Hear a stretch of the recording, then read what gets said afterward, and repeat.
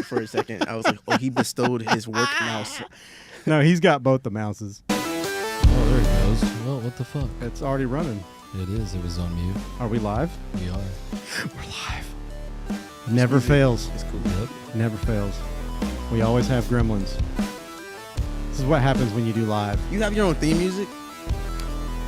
Yeah and no. What song is this? Is this your song? It's from Epidemic Sound. Oh. I found it off of Epidemic You got to Sound. get you a custom song.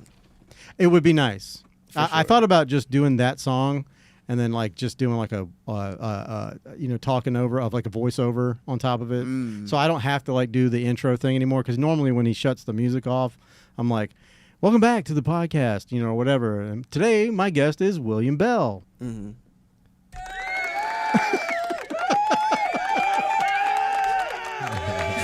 My little fake audience. My Brady Bunch audience. Hey, they did not tell me they were going to do that at all.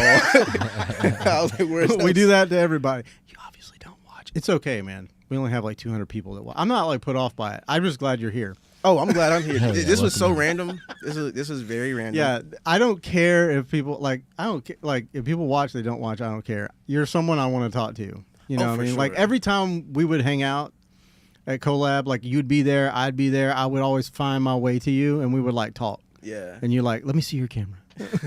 We would just talk about cameras, and then we would always say, yo, bro, you got to come be on the podcast. And I'm like, yeah. And Yeah. we just never did it just because life be lifing. Just, you know? Yes. I think the reason I never really reached out to you was like, I'm like, this dude is so busy. Anybody that moves like you move, I'm like, that joker got to be busy. Listen, I'll make time for like cool, interesting things for sure. Well, I hope that this is one of those. I'm here. Yeah. So I appreciate that. I showed up. I'll take that. I'll take it. No. So just to like, obviously, I don't know the viewers that watch this, they don't know who you are, but maybe you can give them a little background into who Will is, what you do, man. All right, I'm gonna make it real simple because I honestly don't know how to talk about myself that much. Oh, just Yeah. you can make it like bullet points. I'm gonna make it real just short. be like, I do this, I do this, I do this. Listen, I like to dance. I like to do photography, videography. I like to make people laugh. That's it. I think that's exactly what I put into the YouTube. The caption or the description. The description. Yeah. That's He's a photographer, he's a videographer, and he's a hell of a dancer. I didn't know about the laughing part, but you do make me laugh. I love to make people laugh. Okay. Part of me is like, should I have tried comedy, like to be a comedian? I don't know. I think that often too. I have been. I don't know if you had this, but like I've been told by all of my friends growing up, they're like, "Oh, you're the funniest guy I've ever met," and I'm like, I don't really feel like I'm the funniest person. I mean, you're laughing at me all the time, but I don't know. Am I doing something, or maybe I just have a funny face? Laughing at you's crazy. Yeah, you know how like somebody just has a funny face and a voice and like mannerisms that are just funny. There are some people that are funny without even trying. Exactly, like a Theo Vaughn. I feel like I try. You think so? I'm good, but Yeah. I still have to try. There's some people that literally just make me laugh just how they are. And Yeah. They don't even realize they're being funny. Do you think that, or do you think they're actually trying and they just don't tell you? I don't think they're trying. No, because they won't laugh. Like I'll laugh at certain things, and they're not laughing. I'm laughing, but they're not. So it's Okay. like Something that happened. they're in the moment. looking at me like, "What's so funny?" I'm like, "Bro, you're just hilarious right now." Well, I have actually thought I've had over the past like 2 years or so. I mean, like when you're doing this, we have fun. I love to laugh. Obviously I love to laugh. I mean, I can get. I'm pretty serious most of the time when I'm doing this, but it's nothing like. It's not like a.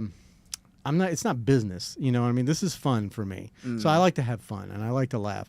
But over the past couple of years, I've been like, I'll say something and it'll like click in my head. I'm like, that would be a funny premise, and I'll forget to write it down.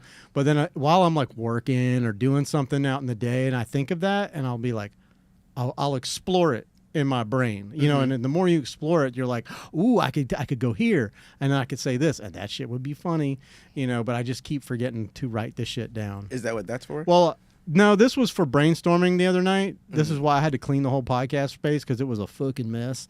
I just put a little video out on Instagram and TikTok, showing me. and I fucked that up too. But I made something out of nothing, you know, and that was what I put in my caption. I was like, you know, this video is here just to show you that even if you fuck up something, just use it and make something and post a damn video. For sure. You know, so I did that. Post it, please. Yeah. Like this bitch died because I was gonna do like I set the camera up over there, or my phone, the camera, and I was just gonna talk as I was cleaning, and then I was gonna clip it and just cut it. That's cool. I would watch that. But it died. So just a video you just like talking and cleaning. So it was 21 minutes of me just picking shit up. So I was like, 21 minutes, we can make that. And I just went like 10x time lapse. And then I did a voiceover in that spot. I was like, this is the part right here where my fucking my shit died. And you know, and then I just picked it up at the end. But it you know, it was a 2-minute video, not 21 minutes. You still did something with it. But yeah, I just did something, and it made me, like I said, it made me feel like I did something today. For sure, you did. You know did what say I that mean? earlier before we started. Yeah, because this don't feel like I'm doing nothing. We're just hanging out. I feel like I'm doing something. Do you? I have no idea if I look stupid right now. No, you look great. You look great. You ever can like, show them. You look good, man. You ever like get conscious of how you look on camera? Yeah, That's me. People are a little shiny in here. I will say that the lights are a little bright. You look great. Okay, thank you. People are shiny in here. It's crazy. That's why I wear my hat, because I got a 5 head and I get this shine on my forehead. Oh, it could be distracting. I get that. You know, so people may be like, I get that. "What's up, Darth Vader?" Like, Yeah, the shine fucking off the of glare off my forehead. And this like, is where we cut to Time and Place, brought to you by Time and Place. Right. Are are they in the podcast? No, I'm just saying where we have to wear sunglasses and look at Jim in a I brought podcast. mine. Where's mine at? I don't know. But, they're right in front of you. I brought mine. Are we doing shades? Shout out breakfast, lunch, and dinner. That is that Tristan? That's Urban Curse. Yeah, Tristan? I had these, but I lost them. Hey, shout out Urban Curse. He said, Well, Beardo Gang. Yeah, that's right. Beardo That's Gang. right. Well, I bought some of his. What was that? What was the name of the ones I bought? They're like a name. You know, he The names Jaguar. all of them. No, not the Jaguar. Anyways, I He bought. makes a lot. I'll look him up. Yeah, I bought We'll some shout out of. Time, please. I bought some of them, and then I was like, there was a kid that was in here. I had a guy on. His name's Jay. He does like outreach for like underprivileged youth. You know, people.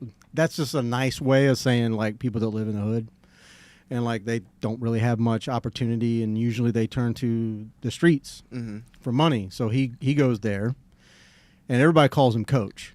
You know, he goes there and tries to show them a different way. Okay. And he's really making a lot of headway out there. So Jay, shout out to the Jay Foundation.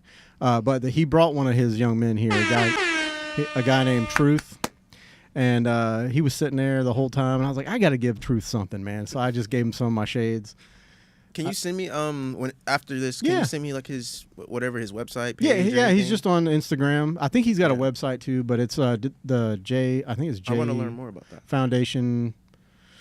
I think it's J Foundation _ I think is what it is. It's right there. There's his. I did want to bring up a quick note about earlier when we were talking about like writing down ideas. I keep like 2 notebooks near me, so whenever I think of like or I hear a song or an idea, I just draw it real quick or write it down. I got that from Peter McKinnon actually. Yeah. Well, and like I said, we were brainstorming the other night, but I kept these here, and that was part of what I said in my video that I thought this was still live. I was like, I'm gonna keep these over here because Pat brought in like a whole pack of pencils, you know, and there's pens somewhere, markers, and a fucking composition notebook. I got like 4 of these from high school. They're like full of bad poetry somewhere in my house. Do you guys have these? This is a little composition notebook. Do kids still like Right, people in school still use those? I use that for Probably. work. I don't know. Maybe. I But use that for like like I've been out of measurements. high school for 10 years now. I think Evie has one. I use it for measurements at work when I'm building Yeah. stuff. Yeah. but like we're like There's adults. a 2-inch measurement in here. What's that for? So I'm just curious, like, I'll tell you is later. it I'll show you electronic? later. You know? Yeah, because everybody you just put it in your and that's what I normally do if I have an idea and I'm out on the road or whatever. I put it in my notes. The thing about that is I don't tend to go back and look at those That as part. much as I do with like The a physical real stuff. notebook or and I tried. I tried using notes on the phone, but it just doesn't work Well, for me. They say a lot of these guys that are like famous and philanthropists now and whatnot. When they take an example for these and they're trying to build ideas, they'll put a topic on the back and then from there they'll expand upon it. and that's what helps you like build a tree. Like, But you start with a trunk, and then you build a branch, and then you build little leaves coming off of it. You know what I mean? For sure, we can have some notes. But For sure. no, I'm just saying, like if you're ever like trying to build something, and you needed to just start somewhere and like get a solid foundation. Right, those right. cards You are write good. on the back. Yeah, you write like You write just your subject on a the subject of, like, so let's say you're trying to start a business, Right. insurance. All right, boom. Then you would expand upon it with bullet points on the back, and then you would do further research on those bullet points. So it's just one way of like breaking it down, and then you can take that and you can put it on a poster board, or if you're a visual person, and have everything displayed at once. You know, I like that.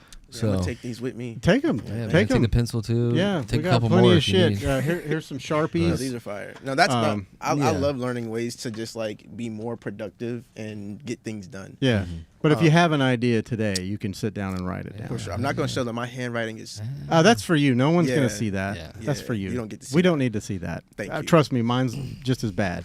I think mine's always been bad. Yeah, but I was thinking Same. as you were talking, and you said your handwriting was bad. I was like, because everybody is just typing everything now. Yeah, that's true.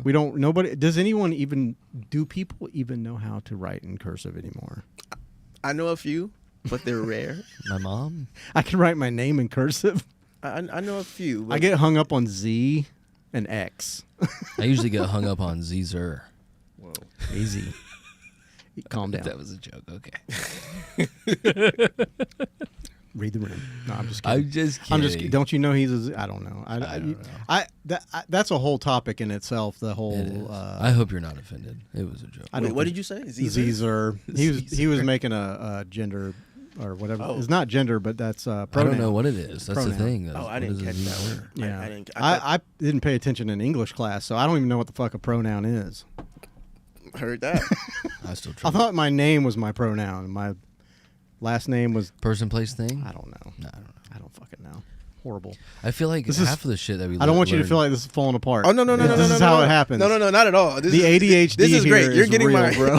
you're getting my real reactions to when like I'm like, yeah, we need to change topic. Yeah. Well, that is a touchy subject. Everybody feels differently about it. Not everybody, and it's weird that people can't even talk about it. Yeah. You know what I mean? That's my problem. But outside of that, we're not here to talk about that. So Yeah. we'll pivot and we'll get back to Will. This is just new for me, and I have no idea if I like. I don't want to do nothing to get canceled early. No, that's me. We'll get canceled. You're okay, fine. that's Don't worry fine. about You're that. fine. As long as it's y'all, No. No, I do said people it. even get canceled anymore? I think so. I don't don't think think so. so. I think the cancel culture canceled themselves. I don't think anybody's It's a lot of cancellation. It happening. is a lot of cancellation. I think with the advent of the internet. Well, I mean, people are realizing it's not the advent of it because the shit's been around for years. But I think people are starting to realize that like you can't really cancel somebody like someone who doesn't care. Yeah. Because I don't care. I'm not. Right. I mean, what I get shadow banned on Instagram at least 3 times a month. I'm not worried about it. Eventually, it'll pop back or not. But I'm still going to post. I'm still going to do my thing. And I know I have people that watch, and there's people that find me on YouTube that have just followed me from YouTube. So it's like I don't know. I'm going to do this regardless, even if there was no one watching ever. I'm going to do this because I enjoy it. For sure. And I was just gonna add, when I've seen people get canceled, the ones that continue to like work in their craft are the ones that like don't usually have the problem. I've seen some Right. people just stop doing what they do. 100. But like Dave Chappelle, for example, like Oh Yeah. my goodness. I'm a big fan of Dave Chappelle. Same. That man could have been canceled multiple times throughout his career, and he just keeps going. Will Yeah. Smith, Yeah. like he decided to keep going. I thought after the Chris The Rock slap? thing, I thought he was gonna stop everything. No, I got my own feelings. But I don't want to cancel anybody from making money. You know what I mean? If that's his livelihood, like Yeah. what are you doing? For real? People do that. But it happens. All the time. Roseanne Barr got canceled. Who's that? You don't remember the show Roseanne? Okay. Anyways, I'm an old guy. Anyways, she's a comedian, One of and the she biggest. got canceled for saying some shit on Twitter or X. Back then it was Twitter, but you know, and she's come back. It's been a long, steady road. But like the problem is that there was a period when people would cancel you, and it wasn't even a canceling. They would just kind of leave you. You know, like people, your people that followed you, the people that whatever, they would just be like, they get the ick. Kind of. That's like the new word, the ick. That's what girls are saying these days. He gave me the ick. You know, and it's not hard to do. I just mind my business. I don't be knowing. Bro, when a girl tells me I gave him the ick, that's a red flag.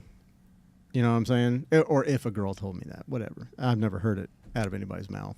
Yeah, the terminologies are just like they keep adding people keep adding new terminologies for the same thing, and I'm just like, they're just regurgitating. I'm gonna just go into my cave and mind my business. I'm really good at minding my business. Yeah, I promise you. Yeah. Well, I mean, you kind of have to these days, and it's just like with all that, there's too much shit going on. There's too much, you know. I'm happy that there's opinions. I love people with opinions, especially when they're different from mine. Yeah. I love that. But for me, it's a hit and run type of deal. Like when I post anything on social media, I post it and I bounce. I don't hang around. I don't care if I get 1 million likes or one or none. I just don't care. You have to, because and you know, if you read I'm not big enough with my page or any of this stuff to where I can get like negative. When you get to a certain point, you know, you start getting like 20, 30, 40, 50, 1,000, 100,000, you know, 1 million followers, subscribers, whatever. When you get over a certain threshold, that's when it's you have a greater chance of seeing dickheads. You know, for sure. You have no choice but to, honestly. Being negative. I have a question for that though. Yeah. Let's say you can cuss on this podcast. If it happens, it happens. I have no idea.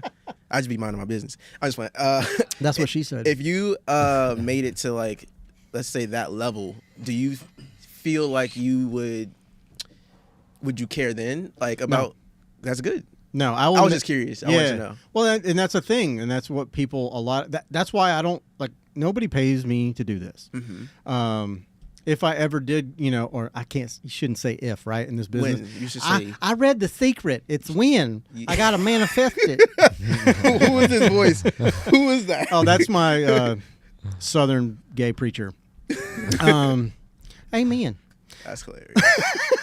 No, but that's a whole other time. The Secret, the book, The Secret. They're like, I had it. I lost it, but I read a little bit of it. It's written by millionaires and billionaires, and none of those motherfuckers did anything that's in that book. You don't just if you just sit around and manifest, I'm going to just manifest.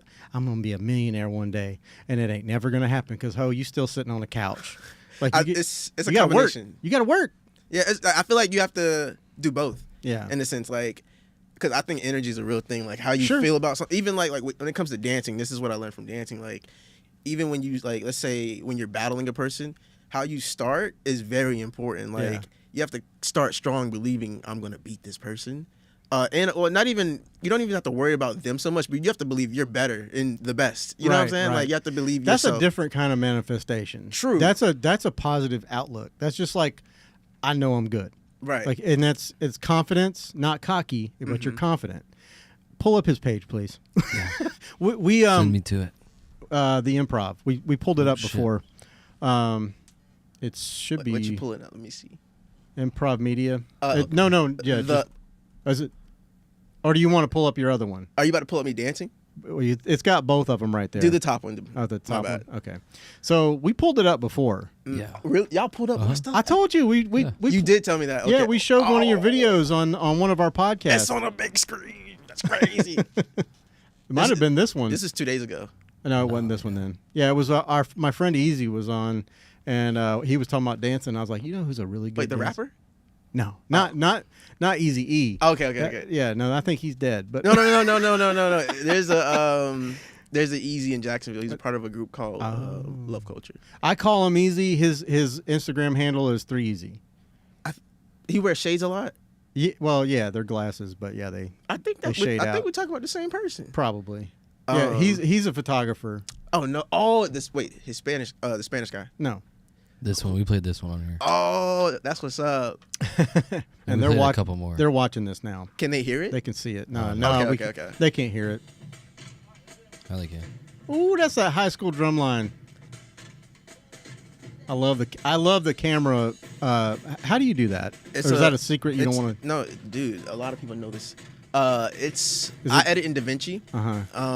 It's something that just tracks your head. Yeah, it's called Planar Tracker in the Fusion page. Okay. You can do it in Final Cut. Let me tell you something.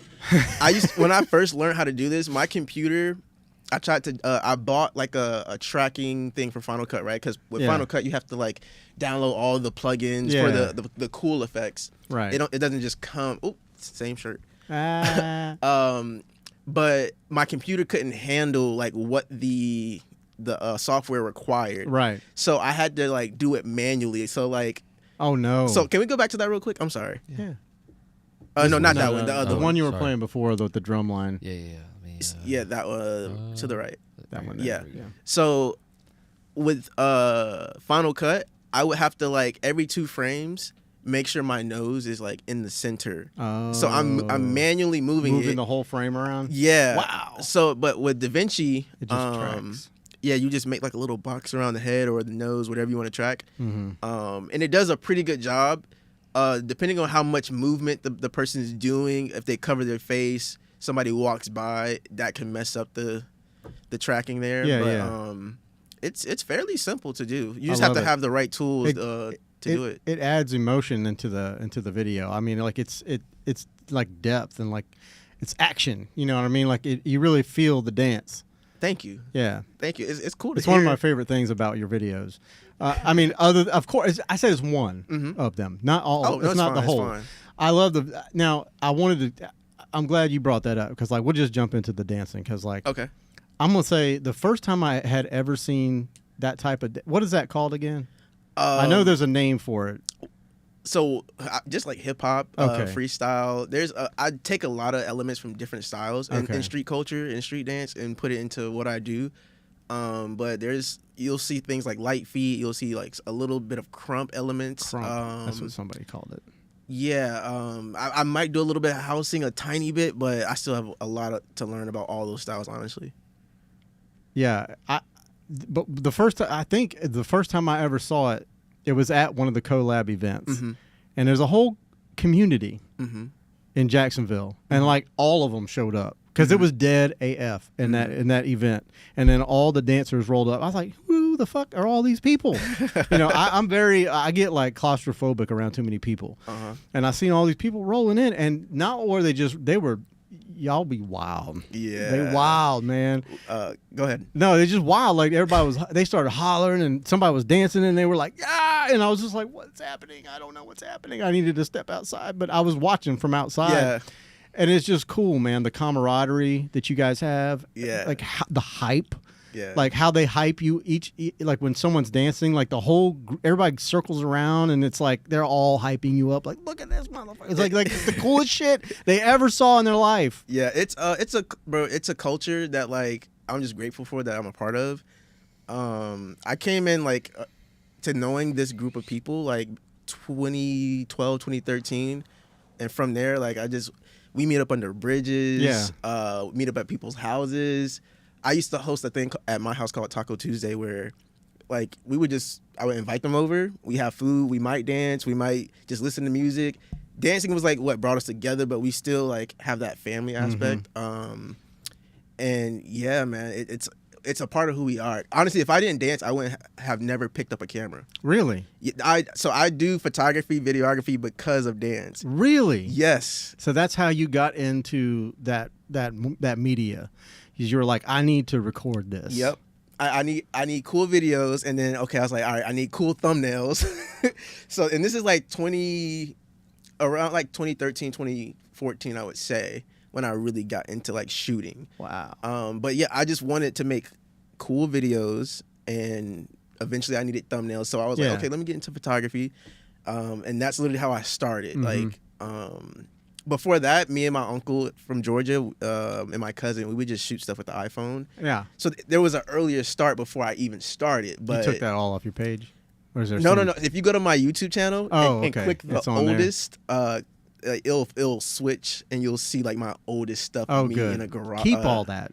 Oh yeah. You want to have that for like nostalgic purposes. Yes. You know, and being able to go back. Is your link on your Instagram? No, that's a store. If you just go to YouTube, we can look it up. Okay, yeah, just do that. Type in Improv Media. That should bring it up.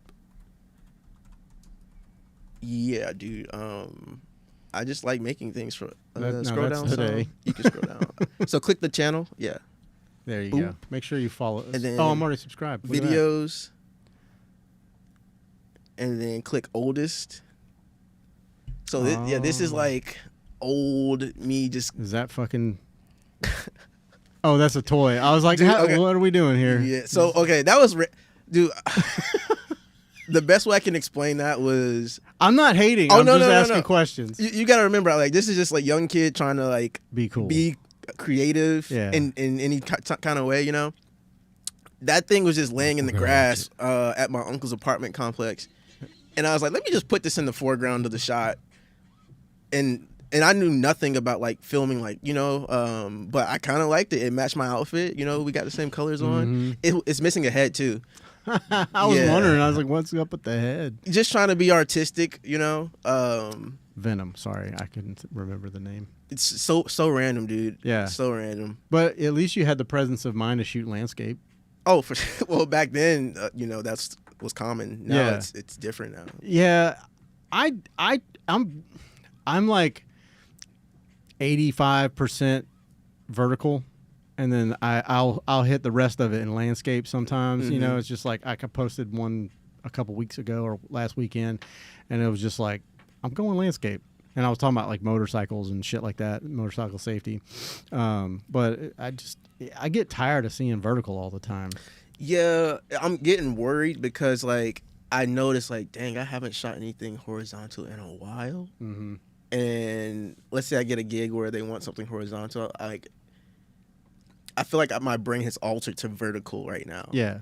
Well, you know, so what do you shoot with? Skills. You're on a Sony? I'm on a Canon EOS R. Okay. But whenever like I shoot with Supa, we usually use Abe's camera. Okay. He's on a Sony. Okay. I think it's Sony that has it, and I think Canon does too. But there's, you know, when it shows you your focal point, your focal box.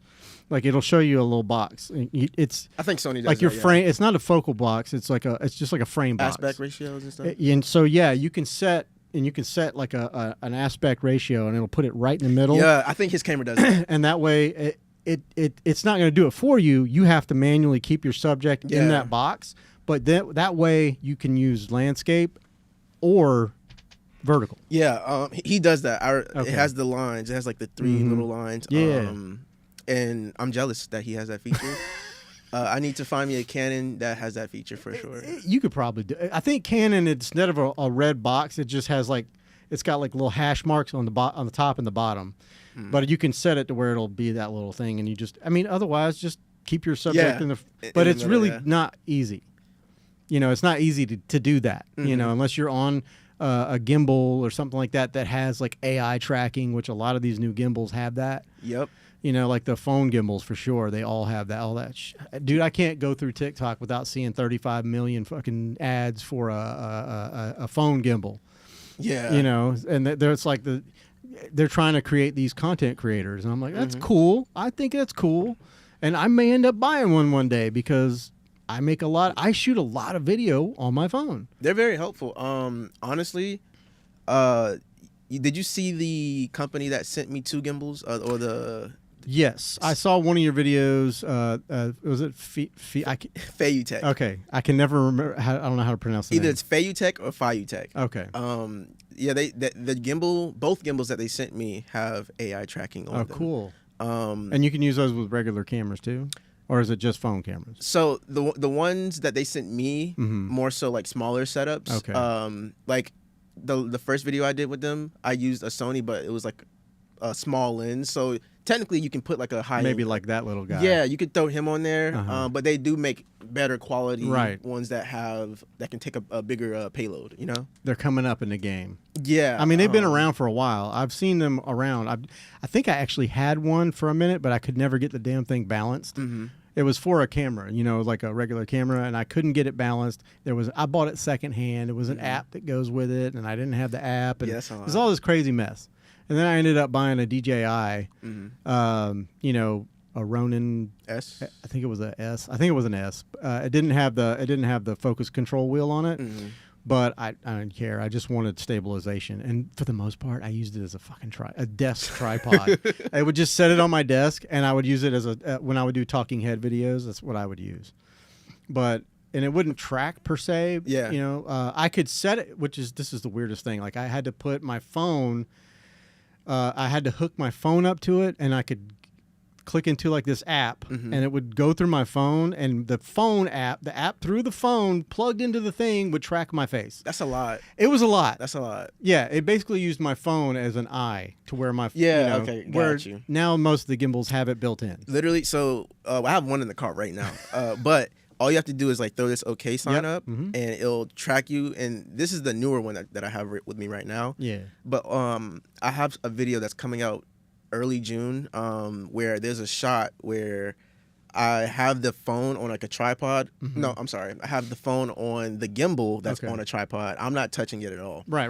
And I have it tracking this girl, and she walks in probably about like half a circle. But it does a great job, like tracking her. It's not like jittery or anything like that, like robotic-y. Because you can get that. It'll get...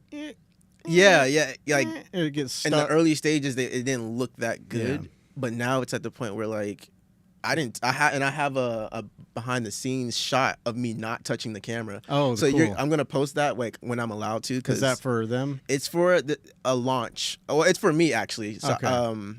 It's for them, but I get content like for me when I do. I'm trying to get the most out of Sure. Exactly. You upload it to your page, tag them. Yeah. Then I do BTS. Right. Snippets of the visual that I shot. That's cool. But yeah, that's gonna be for me. I'm gonna put that out early June, and you'll see how we did it. I really like the shot. Yeah. I need to start doing more stuff like that where I'm showing like me in the behind the scenes. Show the work. People actually enjoy that stuff. They really do. And dude, I'm working on like putting my face out there. Yeah, the confidence. Even though working, everything you got your face in it. But listen, hear me out. So like, if you look at all this is like dancing. I'm not talking. Talking and like dancing in front of people are two different things. Well, that's a good segue. Very different. Let's. Is it on here? Your podcast? Oh Jesus, yeah. So go back up, scroll back up. And then probably go to latest. And then if you scroll down not too far. I did a few. I just tried. So he started doing podcasts. Holy crap. Yeah, and you did these in collab, right? I did. Yeah, that's a great space. I'm glad the wall right there. Yeah. Nice. I tried to make it look as cool as possible. I keep trying to get him to come out to an event, but then they stopped doing events that I know of. Yeah. Photography events. Yeah, not so much anymore. Yeah. But I loved your podcast. Thank you. And I like that. Yeah, that's side by side. Mm-hmm. All right. First of all, I just have to commend you because I love trying new things. Mm-hmm. This is a lot of work. It is a lot of work. Yeah. Like doing this was a lot, and I know you're cutting live right now. I had to go back and just manually. Oh, I know how. I take all the work out of it. Yeah. I know how hard it is to cut stressful. those camera angles. How many cameras were you? How many cameras? Just two? Yeah. Yeah. I'm still recovering emotionally. So now. you would have to overlay the cameras, audio, then the audio, and I use just like one of these, something similar to that, like so not even like real. And it's hard in that space because it's very live. Listen, we did a podcast there. You did. We did. I remember that. We brought everything you see here, except for the table and the TV. I remember all the audio, all of our computers, everything. It was live, wasn't it? Yeah, it was live. Yeah, it was live. Oh, there it is. There it is. Jit flew he flew I was like, put a drone up there. Get us a. And that's how we got our thumbnail. But yeah, that was the setup. The black curtain. Yeah. These guys were hilarious. It took us 2.5 hours to set this. I heard, up. They were probably like, "What the fuck are they doing?"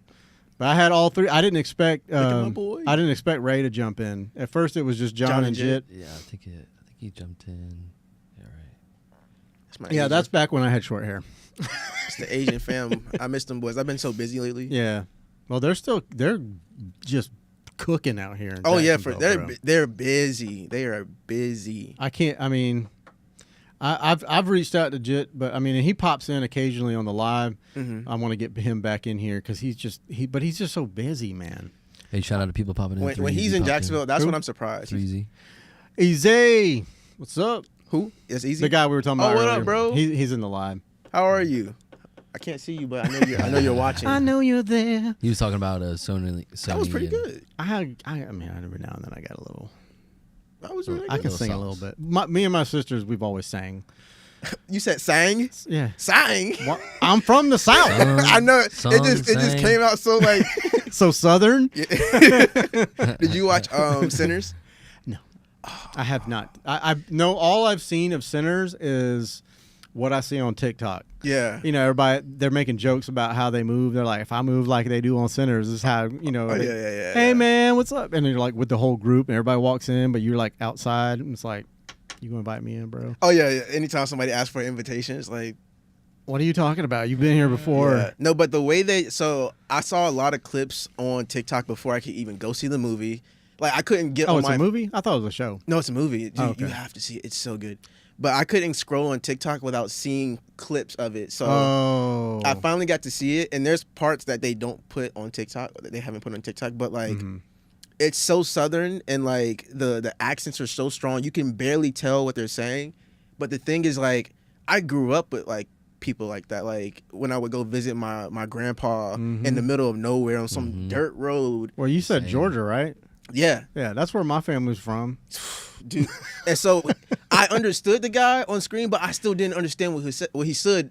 I can't even talk right now. What he said? What he said. Well, his accent's bigger than red clay. But like I couldn't understand what he said. Yeah. But I knew what he said. Right. Like you just knew. I just knew. It's like knowing a different language. Like literally, you can just translate it in your head. Yeah. Yeah. So I know, man. Look. When I'm around my family, like I try to hide it. You know, I've always tried to hide my redneck past, and when I get around people that have a little twang, it comes out. You know, I can't help it. And then there's just certain words that just pop out. Yeah. And I can't really help it. No. You know? So I'm honored to know that you're comfortable saying sang. Yeah. Around improv. Yeah. Is that bad? Oh no, it's great. Isn't sang past tense for song or is it sung? What is it? I've heard the word. I've heard the phrase. She's singing. She. Oh yeah. So hey, listen, I think it's just how you say it and whatever. I don't fucking know. Yeah, coming up in church and stuff like that. Listen, I got the worst. You know, I could Vernacular? speak 2 languages, like English and bad English. That's I'm right there with you. I'm trying to learn Spanish. Oh. But like I need to try harder. Como está? I say un poquito a lot. Yeah, that's what I say too. When a girl says, "How big it is?" It's un poquito. That's a joke. No, I know it's a joke. You didn't have to explain that. You really did not have to say that's a joke. That was the wrong sound effect. Hold on. Oh, there we go. Yeah, that was hacky. Sorry. No, it's okay. It's okay. I saw where it was going, and I was like, oh, he really finna let this one out. Okay. Did you feel it coming? As soon as I said un poquito, I was like, I know Jim finna say something crazy. I know he is. Somebody else said some shit. I must just say crazy shit out my mouth sometimes, because I had a guy yesterday. I can't remember what the fuck was happening, but it was at work, and they were doing something, and I was like, you know, it was some dude. This girl goes, he's over here moving, doing something, touching your stuff, and I'm like, he can touch it a little more if he wants to, you know. And I'm just, and he goes, I knew you were gonna say some shit like that out of your mouth, and I'm like, listen, some people happen a lot. I don't realize. I'm like that too, but like not in that way. But like, it's certain people that I just say certain things around naturally, like just cut up. Just like me and my best friend hung out yesterday for the first time in a long time. Yeah, and like it was just we acting ignorant, like immediately. Like we're in public and we can't behave. No. Yeah, so I like that though. That's the real you. You know. Oh, for sure. People put this mask, this professional mask. You know, and everything has to be professional. I'm Dan Rather. You know, I mean, like I tried doing that. Like if you go back and listen on the audio page, like on Spotify or wherever you listen to podcasts, like the first 50 episodes were just me, and I wasn't doing this. Like I wasn't doing interviews. I was just talking about anything I knew about cameras. I would talk about anything I would learn about cameras, whether it would be video or photography or anything or editing or any of that stuff. I would just talk about it for 30 minutes and then I would be done. And that was it. That was my podcast for the week. Boom, done, And then towards the end of that, I started just literally on my drive to work in the morning. It's like a 20-minute drive. And I would just I would bring this and I would just talk into it as I'm driving for 15 minutes. It was like a literal 15-minute rant about whatever. It could be the traffic, or it could be this, it could be that, my piece of shit car, whatever. And then I would just upload it and be done with it. But that was like, and then I met the guys at Collab, and I've told this story before. So anybody that watching, sorry, I haven't heard it. We're gonna say it again. But yeah, I met them, and they were like, I had a business prior to meeting them, and it was set up similar to this. And we did live. He and I did live on that podcast that he and I were doing, my old business partner. And then when that dissolved, I was done with that, and I had this setup in here, and I just never did anything with it. And then I had one client, because I was just like, like we were talking about earlier, I had an actual studio where I could bring people, and they would pay me for my space and equipment. So that one client that I got in a year, I wasn't pushing it too hard, but she followed me here, and so she was doing her thing, and she wasn't doing live, but I would just record it, similar to this. Anyways, long story short, they were like, I was using folding chairs, and I was like, all right, I'm gonna get some new chairs. So I found them on Facebook, okay, and I was like, I messaged him, I was like, how many do you have? I just need 4, and he's like, yeah, come up here, Ray. He goes, come up here, bro. And I go up there, and I go inside, and I was blown away, because their business, that business right there, was exactly what my business was supposed to be. Right, and it hasn't been something like that in Jacksonville for a long. Or I don't know if there ever was something like that. Like what Collab was and is, it's changed throughout the last couple years. It's still like, for me, like, I got to meet other photographers and videographers and models. Like, big. I didn't know where to find none of them before then.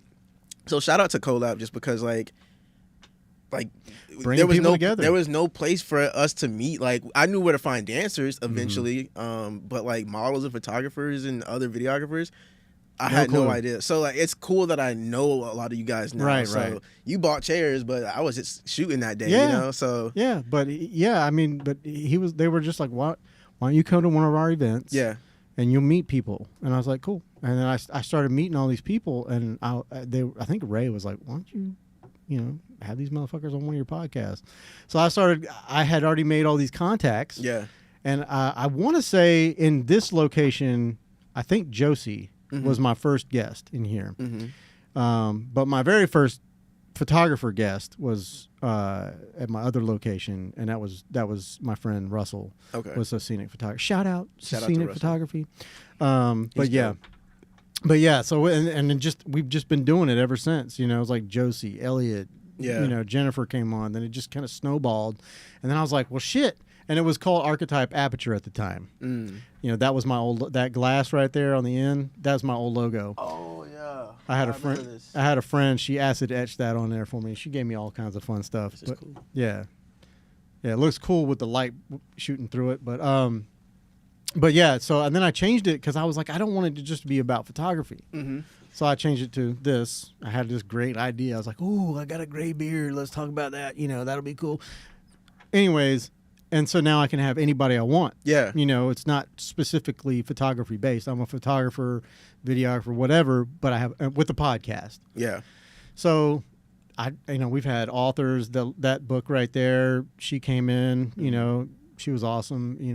She's a doctor, literally, time, place. We've had all kinds of people. And I love talking to people who are in things that have nothing to do with anything that you do. With anything that I do. Yeah. Because I get to like learn more, understand how their brain works. 100. Also understand how does their work affect them. There's some fields and careers that like I notice like patterns in multiple people. So I just like to learn, dude. Like I'm trying to learn as much as possible. You have to. I mean, if you want to be successful in anything, and something somebody said to me, I don't remember what the exact, but it was just something about being exceptional. And I'm like, well, like they were saying something about like making it in this world, you have to be exceptional. I'm like, you want to do anything, you got to be exceptional. If you're just a slacker, you ain't never going to do nothing but work for somebody else. Right. But if you are exceptional and you go above and beyond for yourself and you do the work and you learn as much as you can, you're going to be successful. Yeah. Okay. So I got the opportunity to go see Beyonce did a tour called the Renaissance Tour. Mm-hmm. And she made a whole like documentary of it. Cool. And I got to go see it twice. Thanks to Amari. Shout out Amari. That's one of her like dance captains, choreographers and stuff like that. They're on tour right now actually. But I got to go see this film, and in this film you really see like how much work and effort Beyonce herself is putting into this tour, on top of everyone else involved. But she's involved in like every single aspect of her tour. Like, yeah, because it's hers. It's hers, and I was like, whoa, like that's what it takes. Not so she's performing it. Mm-hmm. She's a part of the planning. She wants to know stage design, costumes. She even wanted to know about can we get this specific lens? Like, she was talking about that kind of stuff. That's I was deep. like, that's a lot. What Beyonce know about lenses? Yeah, I guess you gotta know. Yeah, so I was like, wow, seeing that I was she like, probably learned that from Jay. Maybe, but seeing that I was like, this is the type of like, how would I say, like hunger you have to have to just be exceptional, right to do something extraordinary. Like you can't just half-ass it, so that's kind of where I'm at in life right now. It's just like staying underground in my cave, just learning, editing, shooting, dancing still. That's literally like what all I do now. Like, you're like a samurai. Occasionally I'll step out to like network and stuff like that, because like if I have to go shoot and I'm already outside, I'm probably gonna stay outside. Yeah, but other than that, man, I'm just like, got to get some sun. I'm just trying to grow. So when the Fayou Tech opportunities came, I said yes right away. I was like, I have no idea what's this gonna lead to, right? But I'm gonna take it serious as much as possible. And back to your question about like, like when I get 1 million subscribers, whatever, getting paid for this by sponsors and shit like that, will I change? Hell no. That's good. I mean, like I would ask you the same question. Did you feel like, when those people came to you, like, I gotta make my videos different now? Honestly, so yeah, I battle with that because I saw the other stuff on their page and I was like, okay, so obviously they want us to highlight the tool, but I was like, well, that's not what's like how can I do that differently than all these other, how can I stand out? So I wanted to, I love dance. You gotta make it your own. I love the dancers here in Jacksonville too. I was like, okay, I want to highlight them and us, I was in it too, but also get the task done. So that was where my brain was, and it was a lot to because that's a lot of people bring to it all together. Location, rehearsals, how many rehearsals, getting my friend Asa to choreograph. Shout out to Asa, she's amazing. Even having a choreographer, you know what I'm saying? Yeah, that's a lot of work. It's not just me. There's people that I had a videographer show up and a photographer show up. They just wanted to help. Shout out to Reno and Marquise. Shout out. Like just to have extra hands. I had a guy named Ralph. He's a dancer, but he just wanted to help me with security, like as far as like just getting people to where they need to be, making sure no one who's not supposed to come into the building comes in. Like I'm really stage director. Kind of, yeah. Like I was so thankful for everybody that just like pitched in. Yeah, just wanted to be a part of it. Really honored, dude. Like I promise you. It's a lot. For sure. I mean, there's a lot of work going into something for people just to, like basically, donate their time, whatever. Yeah. We don't need to talk about the pay situation. I don't need to know all that. But when you have that many people working with you on a project, there's a lot to coordinate. So, I mean, that's, but like, so I get where, see, like I don't think you've ever I don't know if you've ever put out anything like I cuss a lot. I talk a lot of shit, and we say things that probably, they have had some of our videos pulled off of YouTube. Okay. You talk about like government shit and whatever. Yeah. They're like, nah, but I don't think you've ever done anything like that. But, So I don't think you'd have to change your content in that way. But yeah, figuring out how to correlate what you do with what they want to see, somewhere in the middle is where the culmination is going to happen. Yeah. I imagine that's difficult. And then again, bringing all those dang people. And that's on a budget of literally nothing. So imagine like if I had a budget to where I can pay all these people. Oh man. And have multiple rehearsals, and I can spend more time and focus on this. Mm-hmm. Like, dude, the work would be so amazing. Yeah. It's going to be so amazing. There we go. Yeah. My bad. Yeah. You don't say if. And I just wanted to add one more thing. Yeah, Lately when I see people, not to sound like I'm bragging, but people be like, dude, you've been so busy, you've been doing a lot. I feel like I haven't done anything. I feel like I barely scratched the surface. Mm-hmm. I don't know if that's because I'm not where I want to be yet, or maybe that might be it. I don't know. Maybe because I'm an artist and we're not. We're our biggest critics. And we're never happy. Indeed. But I think once I'm able to like, when I can like get these people that work with me paid, I think that's when I'll feel like somewhat satisfied. Yeah. But I just feel like I'm busy, yes, but I have so much more to do. Yeah, you're not there yet. Yeah. And something like when I usually ask like entrepreneurs, like I think I asked Jit, like I don't think it was do you feel successful, but I always ask like what's the end game? Mm-hmm. And it's so funny because every successful business entrepreneur or business owner that's come in here and sat down and I asked that question, they're like, I don't even know what that means. What does that mean? There is no end game. This is I just do this, man. This is what I do. This is like breathing. This is like life for me. I'm going to do this until I can't do it anymore. Mm-hmm. And I mean, I get it. And so now I'm like, I don't even ask that question really anymore because I already know what the answer is going to be. Yeah. Because I give the same answer. Like, I'm going to do this until even when I'm sitting in a fucking wheelchair, crapping my pants, I'm going to do this. Yeah. At some capacity. Like, and that's the thing. Like, there's some projects that I still want to go back to and do. Mm-hmm. Honestly, one day I would love the podcast again, but I just don't have the time and resources, But from doing those podcasts, I know I can do something, something decent. I've tried it. It's a lot of work, but that's where hiring people comes in. So I'm just trying to work to where I can put myself in a position to do the things that I want to do. Well, I tell people all the time that want to do podcasts. What's the matter? Oh, can you pull up Instagram again? I just want to show you. It's an Instagram account called these.counts. I just want to show you. I did something similar to. You ever seen Colors on YouTube? It's a YouTube channel where they bring on music artists. They bring on music artists and they like film like these high quality performances. So me on Instagram, I basically started bringing different dancers on. Mm-hmm. And is this your page? This is one of my pages. I haven't been active on here that much just because this is a lot of work. Mm-hmm. So literally, it would take me about early videos, maybe 2 to 3 hours. But then when you start going up, I started like understanding the format better and how to like do better, effects and cooler things. It would take me like 4 to 5 hours sometimes. Actually, that's a terrible one. You shouldn't watch that one. I was just gonna say, which one should we click on? My bad. Go down. I'll show you the belly dancer. She went viral on TikTok right there. Oh, please. Thank you, God. I've seen this.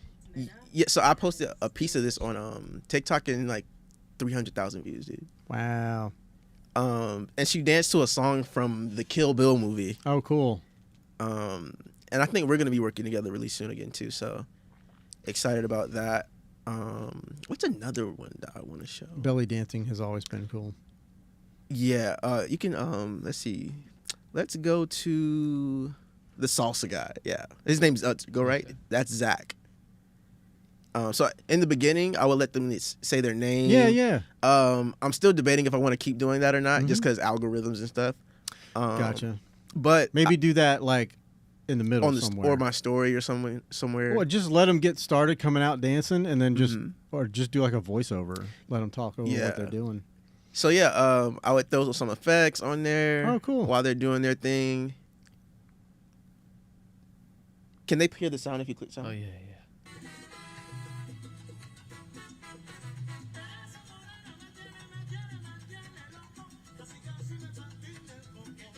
You can't help it. You just want to dance, don't you? No, I'm just you're vibing right now. I like to observe my work like after. Like when I'm editing it and like after I finish the edit, I don't feel too happy all the time. But like 2 months later, I'm like, that was actually really good. And then there's the dance aspect that I have to appreciate. So I get to appreciate it on 2 different levels, like dance and the film part of it, you know? And that's where it's like, okay, that's where time really comes into, like when I'm doing orchestrated videos. Can we go back to YouTube? Yeah. I'm just taking you all over the internet. Do it. Today. Do your thing. All right, go to my page, Yep. I'm going to show you the video that Fayu Tech found me from. Okay, yes, please. Scroll down. Latest popular or oldest? You can just stay where you're at. Okay. Actually, go back up, sorry. You're going too fast. Right there. This one? Yeah. Before, can we pause it? Pause real it. quick? Pause. Oh, yeah. Um, You got ads anyways. So with this video, I found this song on Instagram. Seen some French dancers dancing to this song. And I was gonna go and make a video to it by myself. And then I was like, you know what? Let me actually hit up my bro, one of my best friends, Horace. That's his dance name. I was like, let's both do it. And then I was listening to the song even more, and I'm like, I see more people. And so I started like really thinking of this idea of like, what if I shot a big group of us? And these are all freestyle. Well, most of these people are freestylers. There's some people that do choreography, but they can all freestyle. And I just started piecing together this video in my head. And then I started putting down names that I feel like would go at what part. And then I sent out invitations to certain dancers or whatever to, see if they wanted to be a part. And like I got like 15 dancers to pull up within the same week. This is like, I thought of this Wednesday. So fast. And they pulled it up Saturday, That's huge, man. Yeah, so I'm really honored that people love to be a part of my projects when I can do them. But we can go full screen on that thing, man. Yeah, we can watch this.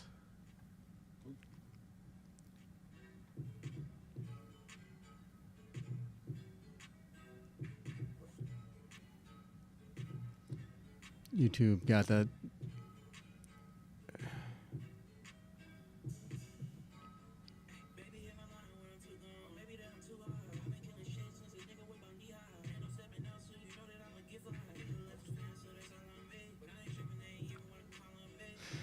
I love it, man. I've gotten so much better too at making videos since I then. love how you transition though. Yeah. I mean, you know what I mean? Like you obviously had a plan. It was not just, you didn't just throw it together. I'm trying to capture like the essence of who we are in our culture and like package it into something that people who don't know us can watch it. Right.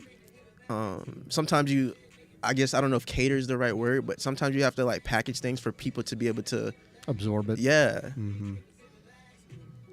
I mean, this is very absorbable. Thank you. It looks like Stomp the Yard or something. Like literally, like it's enjoyable to watch.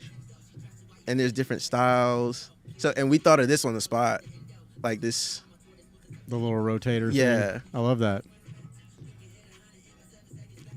Like, hopefully, this is something that like a brand could look at and be like, I want to pay for that.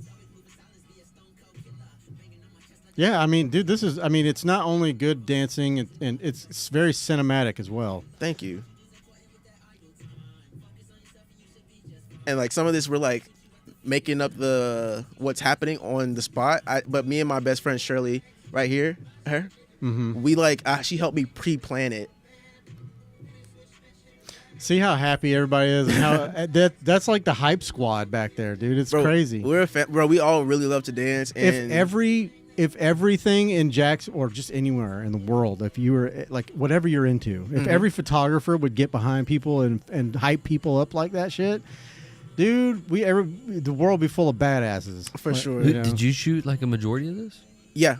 So I'm in it partially right here. But there like most of this I shot and then like a tripod right there and everything. This was a tripod shot on a 70 to 200 lens. Nice. I wanted that compressed look for this shot here, but far away. Yeah.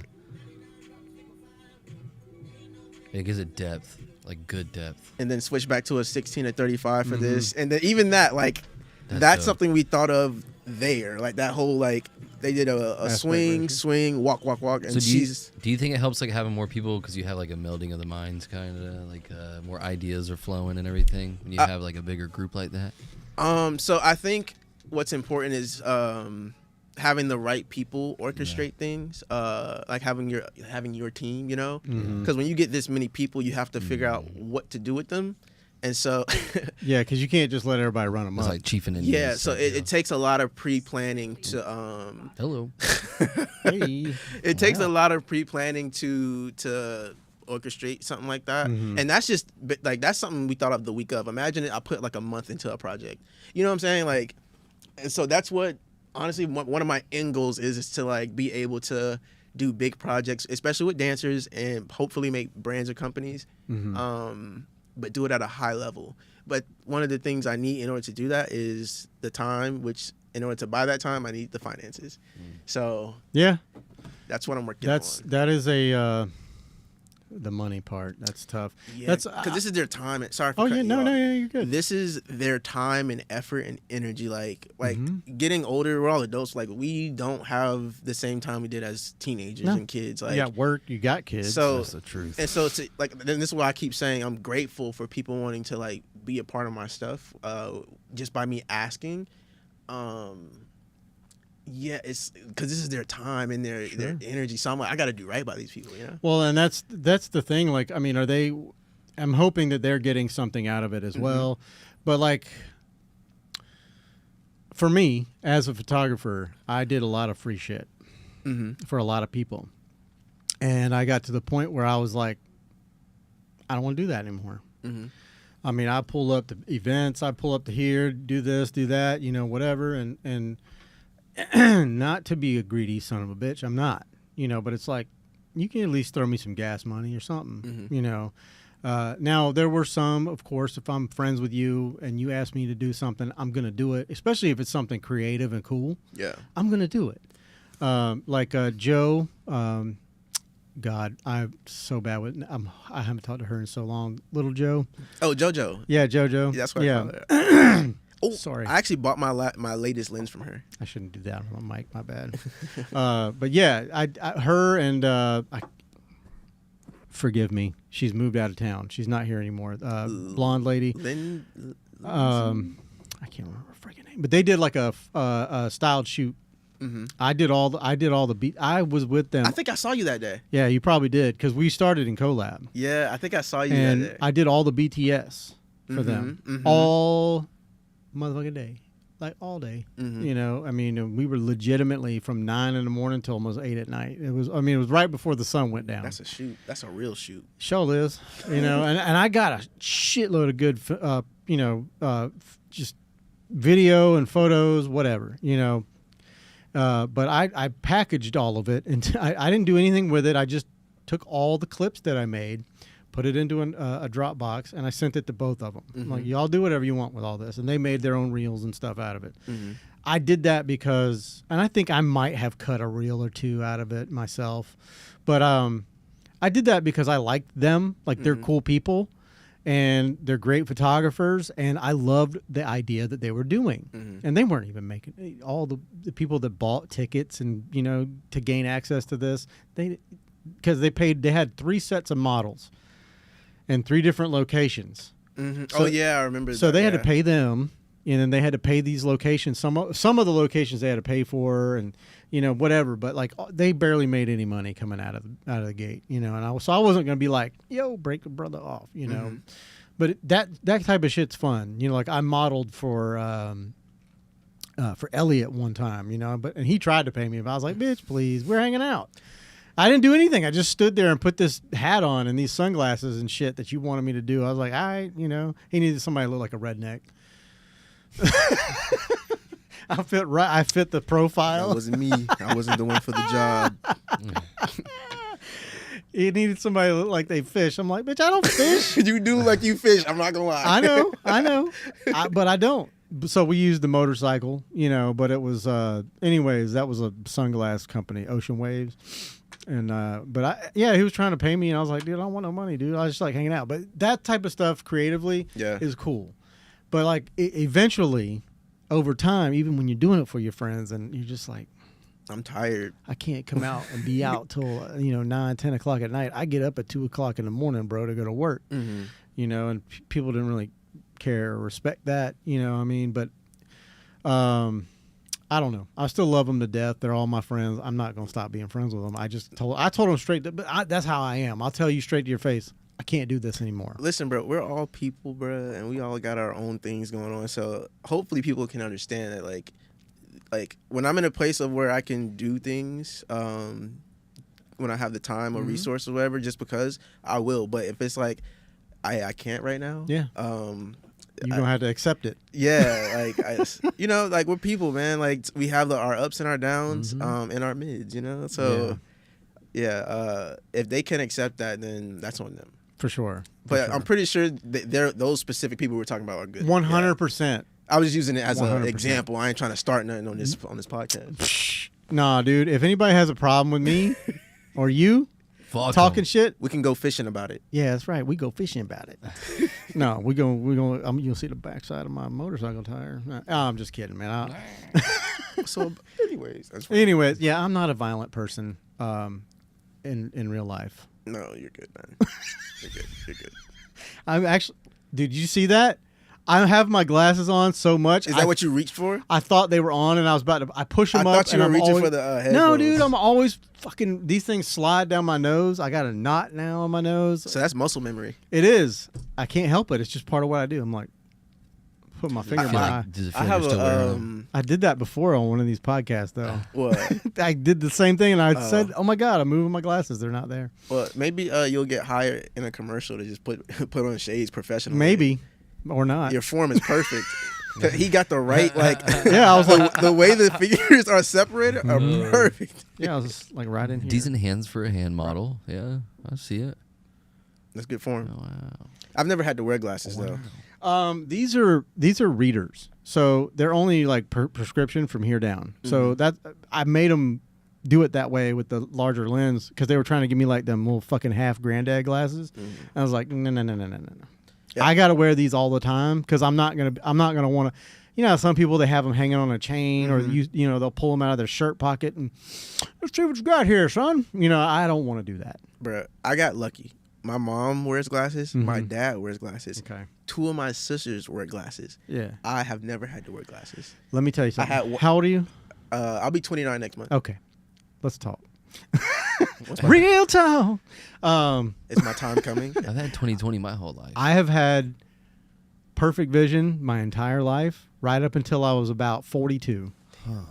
And then I was like, when you find yourself holding your phone and you're like doing one of these deals, you're like, you're like, I can't. And you do one of these, and you're like, shit, my arm don't get no longer. Let me send this bitch across the room. That's literally what I told the optometrist when I went in. He goes, what have you been having issues with? And I was like, I can't see my phone. I can't read shit right about here. I was like, but my arm, I can see it about here, but I need it to be about there.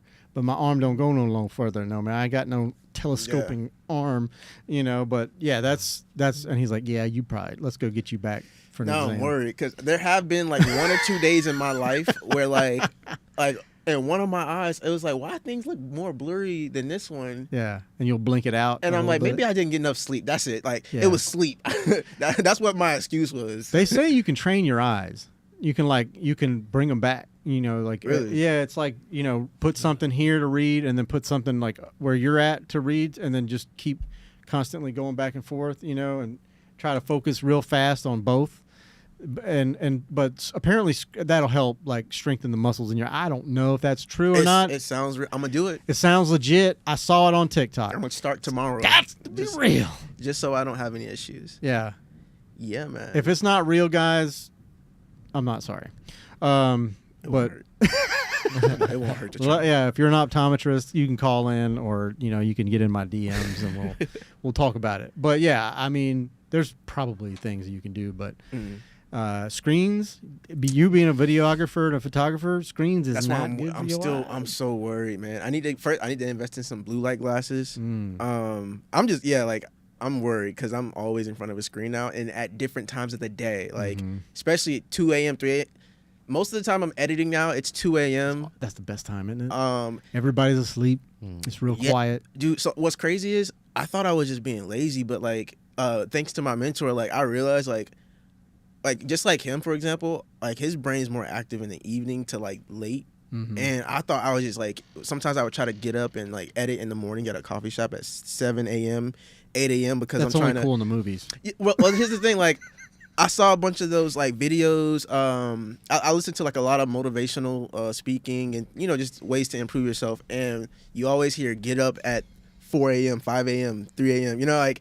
And so I'm like, okay, like, let's try to implement that into... Stay off David Goggins' page, okay? I'm not on David Goggins' page. I'm on Eric Thomas, the hip-hop preacher. David Goggins will make you crazy. Yeah. So Stay hard, motherfucker! He is crazy. Really? Yeah, he was a fat kid. Wait, is it the military dude? Yeah. Oh, you talking about the did he make a video about swimming? Probably. Yeah, I think he was a Navy SEAL. He runs marathons. Was he the guy that was... I don't know. Wait, can you pull him up? Yeah, pull up David Goggins. He looks like Squidward. I think we're talking about the same person. This dude, he has... Oh, he said, stay hard! Yeah. That's his... What did he say? Who's going to carry the boats? Yeah, who's going to carry the boats? David Goggins. Him and Cameron Haynes. Yes. Yeah. Can you type in stay...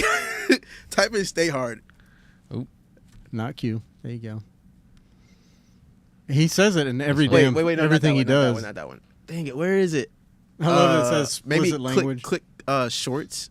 Maybe it might pop up on the shorts. There. Oh yeah, right there. Oh, there. Wait, was that the shorts button? Oh yeah. You YouTube might. is so weird. Like, hold on, it should be down. Just go to his page. Here's some shorts. Oh, maybe that's it. I don't know. Well, that's from Joe Rogan. Okay. Is that? Yeah, it's just a clip of him where he's like he just screams "Stay hard," just starts. Have you guys clapping? Have you guys seen who's the guy that does the dub overs of he switches all the voices or like the interactions or in conversations of Joe Rogan? Jamie? No. There's this guy. I have to find him real quick. Hold on. It's slipping my brain. But it's so funny. He does these videos and he basically switches all the audio around on the podcast and makes it seem like the conversation is going Oh, a different way. okay. Oh. Yeah. He be making them say like stuff they didn't say. Oh, like Yeah. the awkward pauses Yeah, and stuff. yeah. I didn't know there was a specific guy that did that. I just thought That's probably a lot. random people. Yeah, it's a just, specific guy that does it. There's Hold on. there's probably one that does it that he has He started the recognized format. himself. Like Yeah. Joe Rogan's probably Yeah, been he like, this does. guy's funny as shit. Yeah. But then there's probably a shitload of other. What I've seen here lately is babies. AI babies. Joe Rogan. Oh yeah, I saw that too today this morning. Actually, Yeah, I've been seeing him and Theo Vaughn. Yeah, him and Theo Vaughn talking, and they make AI babies say the shit that they're saying, and it's hilarious. do they look like them? Kind of, Okay. a little bit, but they're babies. Like the Joe Rogan baby is just bald, Okay, yeah. and like the Theo Vaughn baby has a mullet.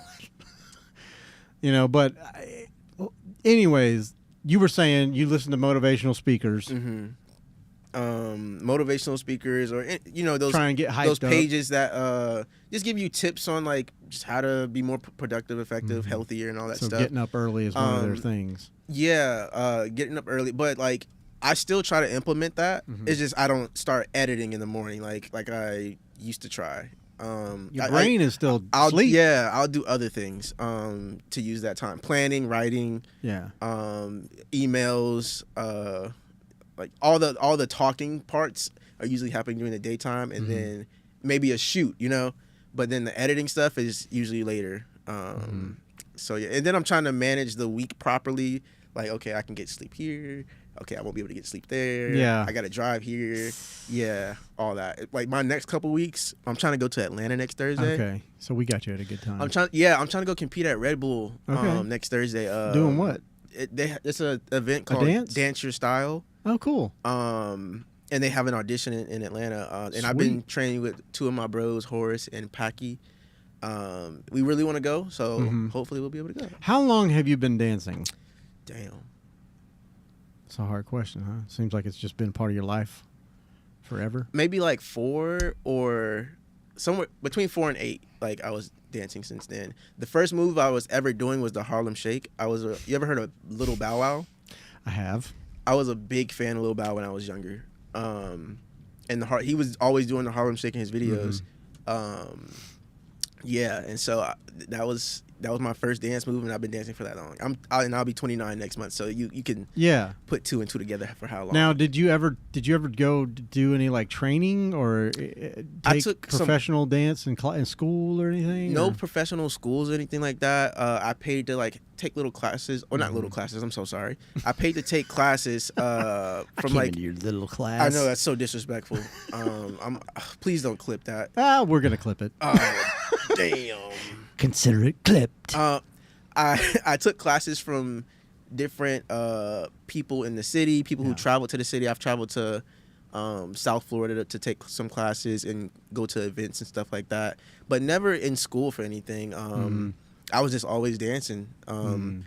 So yeah, I've been dancing for a long time. Yeah, that's a hard thing to learn, man. Like, I mean, I don't know, like if you. That's the reason I asked. Like, you know, there's all types of different dances. Yeah. You know, salsa dancing, fucking. I don't know. That's the only one I know off the top of my head. Ballroom dancing. Just there's all types of different dances, and like I don't know. Would you feel confident like doing any of those types of dances? Or I would go learn. Oh, you'd go learn. I would learn. I really want to learn ballet like one day. Like, okay. And I want to. I've always been a fan of contemporary. If in some of my dance videos, you'll see my movement looks kind of contemporary-ish because I'm just really fascinated with that style. What's fascinating to me, to cut you off. Oh, go ahead. It's your show. No, I said to cut you off. Is watching your freestyle dances. And how quickly your mind works into the next move, into the next move, into the next. I said that I'm literally like Instagram. Hold on, is something playing right? Is there a sound? It's thunder. Oh yeah, that's thunder. It's Holy hopefully shit. we don't lose power. The last 2 days we lost power. It would flicker, but just enough to kill everything. Oh, sorry. What did you want me to go to? I'm sorry. Instagram. I'm just gonna show you. This is me like 2 days ago. Go to the Improv. The Improv. Yeah, it should be like hit back. That one. Yeah. There we go. You can scroll down. We can watch this one. This one right here. Yeah. Okay.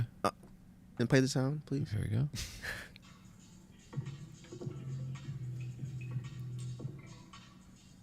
I like that song too, by the way. Shout out to Horace for the music. Did he make that? No, he just finding these songs. It. Finding these songs are hard.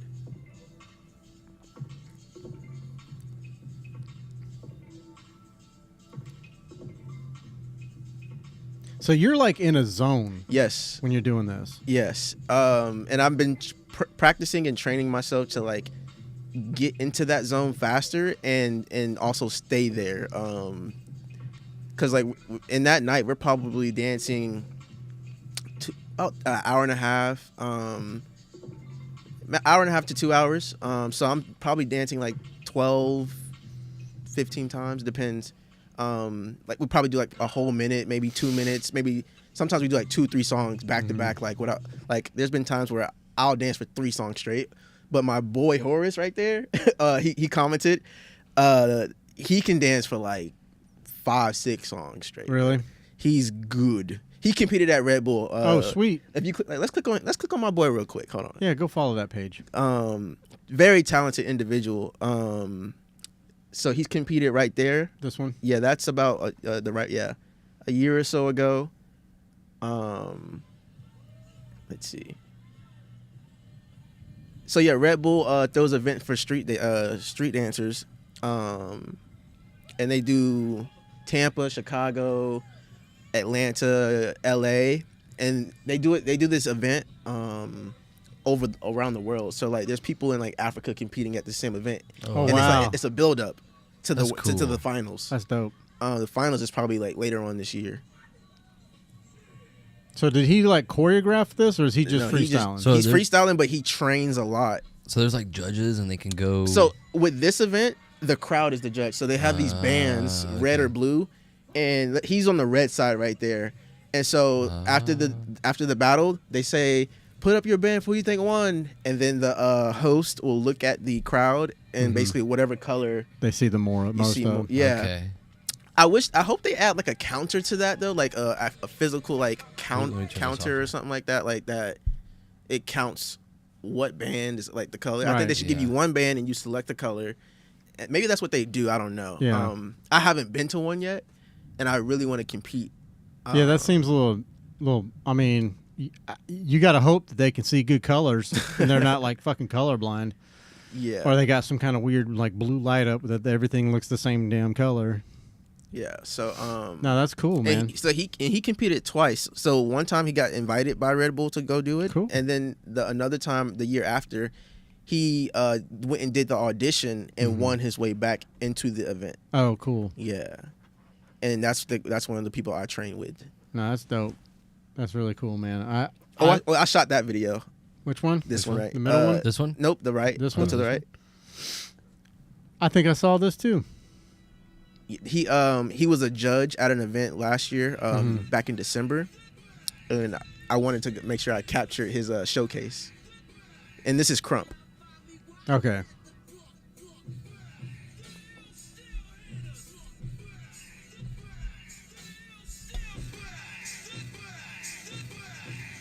Sweet. Record this.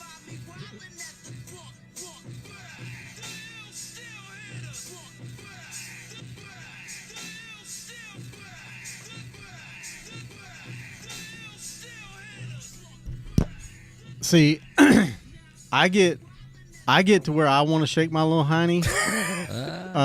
I'm not a good dancer at all, but when I hear certain music, I definitely want to, and it's always shit you would have seen or heard on like fucking Soul Train. Okay. Like, there's a girl at one of the places I service, and she drives a forklift there, and she's got a little speaker, and she's always pumping out like good shit, like, you know, Marvin Gaye, or, you know, like just good music, you know, like real music. And it's always got a good rhythm and a good beat, and she'll get off a forklift, and her and I'll just, man, if you feel it, man, you know, and I feel can't, it. I got no rhythm. Here's the thing, though. Remember when you said you saw us at the event dancing? Yeah. If you would have came into that circle, we would have showed you nothing but love. Oh, I know. I felt that. Like, I did feel that, but it was a little it's just Oh, overwhelming for me. I get it. I understand. I freak out. Like, I remember, well, when I will tell you this, when I was a kid, mute that. Oh, sorry. When I was a kid, I used to think I could dance. Okay. 7th grade, 8th grade, 9th grade, I thought I was fucking Vanilla Ice. I thought I was MC Hammer. I thought I was just throwing it down. I had the poofy pants. I would go to school wearing that shit and get made fun of. I didn't care. Every school dance that we had, my first year at Mandarin High School, I went to Mandarin, and my first year there, I was a freshman. They had some kind of like, I don't remember what it was, some school dance. And we was out in the courtyard, and they had this song on that played, and I got in, there was a circle where kids were dancing in the middle. I jumped up in there and started doing my little Running Man bullshit, kicking it out, you know, you know. I thought I was. He did that perfectly. Yeah, and people would like, they were like cheering me on, dude, and I just did my little bit, and then I jumped out, and I was like, I had a little nugget. I had to go clean out my drawers, but I mean, after that, you know, it was all good, and people were like, it was like a cool feeling. Wait, you said you had a nugget? Yeah, shit in my pants. I shit. Joke. It's a joke. Oh, I thought it was real. No, I was about to say, clip that. Clip that. I didn't actually poop in my pants. I thought you did. Okay, got but, it. I mean, it felt like I might. You Gotcha. know what I mean? It's you know when nerve-wracking. Yes. Listen, even for me, bro, through the whole process, I've gotten a lot better at it, being in front of people dancing. But it is, you get dry mouth, you're nervous, you're thinking about so many things. Like, you stop listening to the music, you're like, are people thinking I'm stupid? Should I do a crazy move? You're thinking way too much. I've been training myself to not think, stop thinking. and stop caring about what's happening, like what people are seeing. It's just you and the music. And just, yeah. Like, I've been working on not caring about that. That's what I see, though. When I watch you dance, I see that. I'm like, it's just him and the music. There could be a million people around him, and he wouldn't even know it. Yeah, even doing this, like, is a form of me training that, because, like, even if no one's watching, like, I'm still on camera, and I do want to, like, let's say people might see this, you know? People, I hope one or two. What I'm saying is, like, if we clip it or something like that, like, Yeah. I'm still, like, training myself to, like, just be me, you know, just have fun Stop with it. Stop looking up there. Yeah. Well, if I say something funny, I'm gonna be like, no, I do that. I do. I spike the camera sometimes. For sure. I literally will talk to the audience. I'll straight talk to them. You have to time it right. Yes. But for the most part, I enjoy. Like, there's been a few. It's always the videographers and the people that are content creators that look into the camera. I'm like, bitch, just look at me. Let's have a conversation. You know? Right. But if I got a good joke, yes, hit that punchline into the camera. That's how you do. Yeah, no. That's good because I mean, you know, sometimes people like that. They like to see that camera spike. You know. It's good. It's good. It's like what the fuck? It's like I don't know. It's an element. Yeah. So sorry. Am I cutting you off? No. Okay. I had this idea. I'll shut up. Trust me. Trust me. I'm really good at shutting up. Yeah. No, I have this idea. Well, I guess should I say it? I mean, well, it's fine. Honestly, don't worry. Nobody it's watches. Fine because no, it's fine. I didn't mean it like that. No, I say it all the time. I have this idea of like I do want to get back into podcasting or even like just conversation and recording it, but I want it to feel so authentic. I want it to feel very authentic. So I'm thinking like maybe I already have a few of these right here.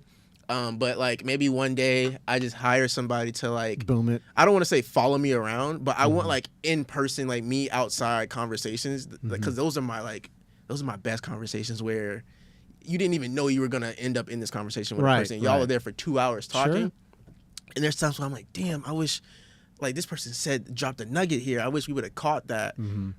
So I want to figure out how to implement that to where like I just have a person with a camera, 2 mics, and casually just record. I don't want to live stream though, like nothing like that. Like there's people that live stream their lives. That's not for me. Can't do it.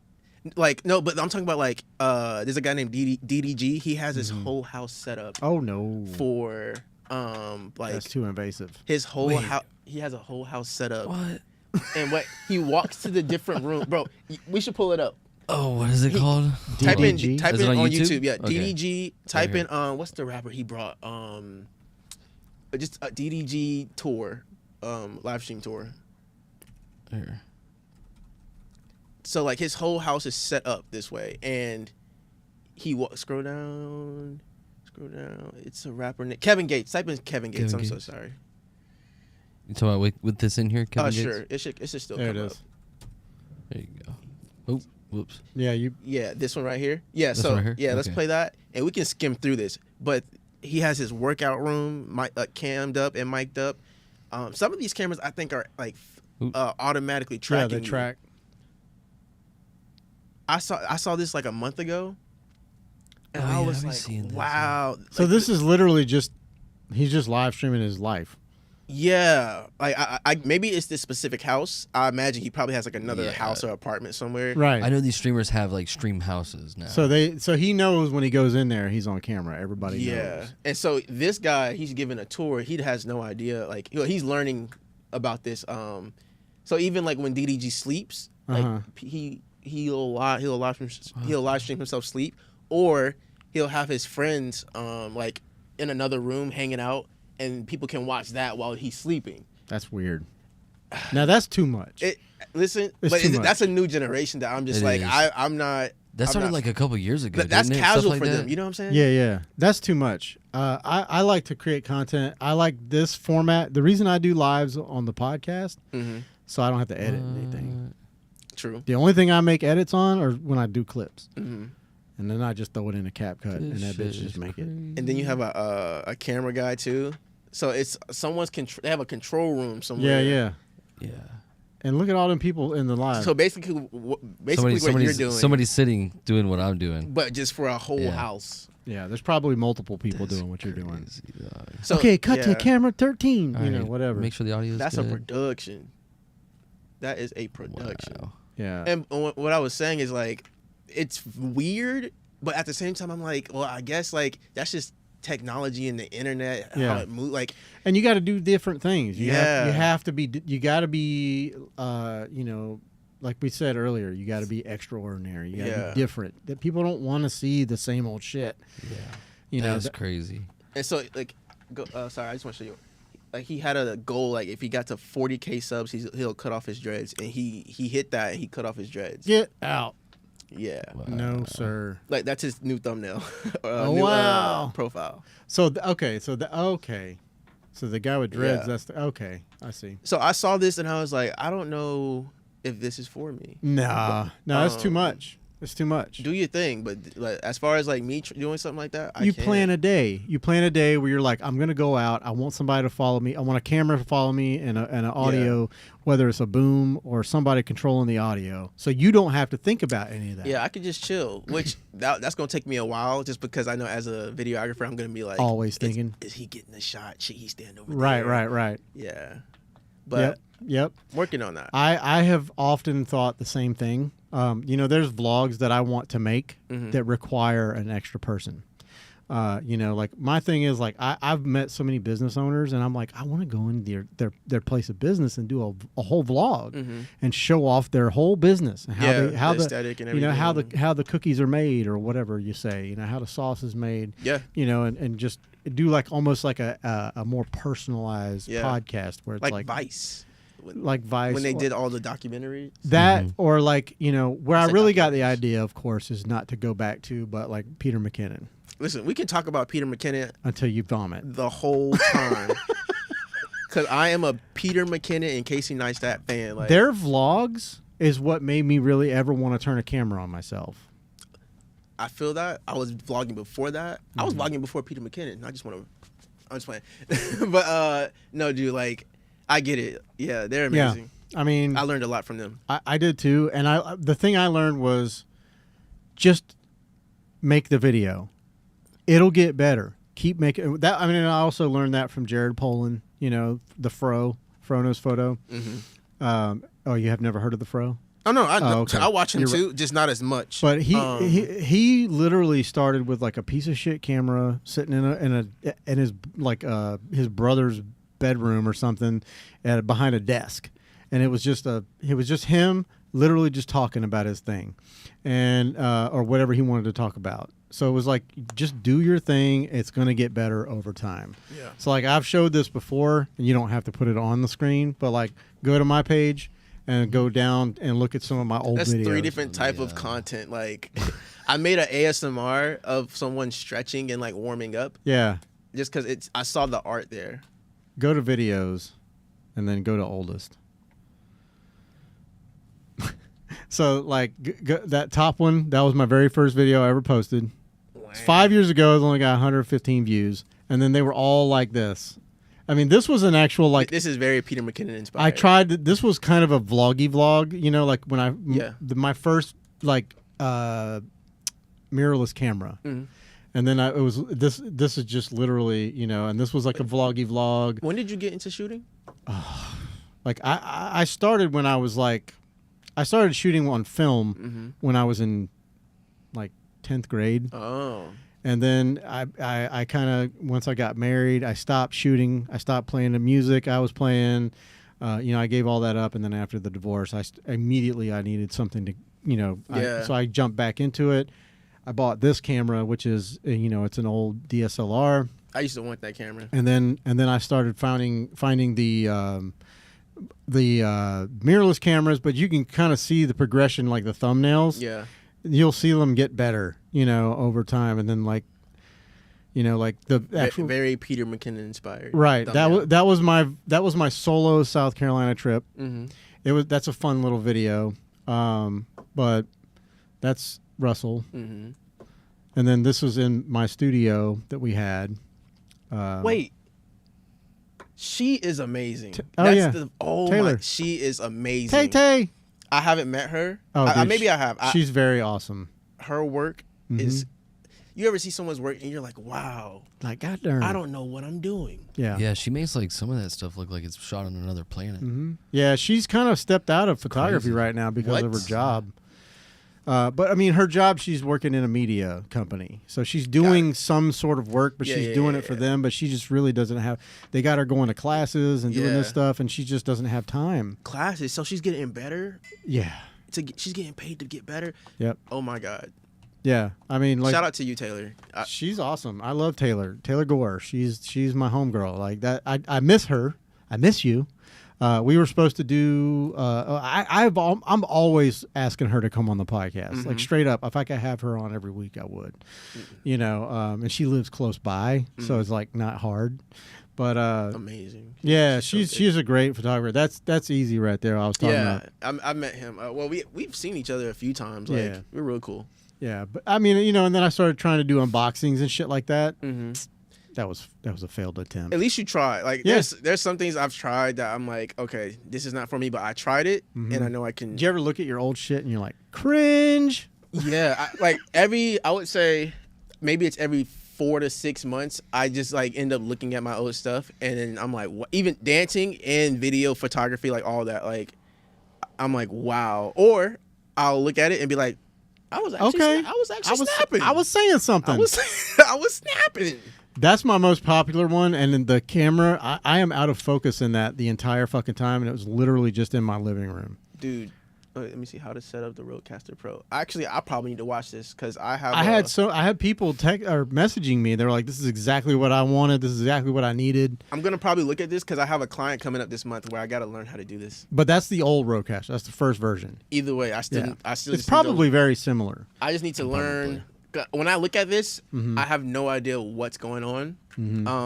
So this is an aspect of videography and film and audio that I need to like brush up on. I would say if you're going to if like audio for video, this is set up for podcasting. Yeah, all the overlays. So that's there. The thing. I'm going to be running that. If you're going to be like doing what you like, if you're wanting people to do booms and stuff like that, and you're walking around, you're going to need something portable. Oh no. So I would suggest a Zoom device. No, this is for like an inside setting for someone.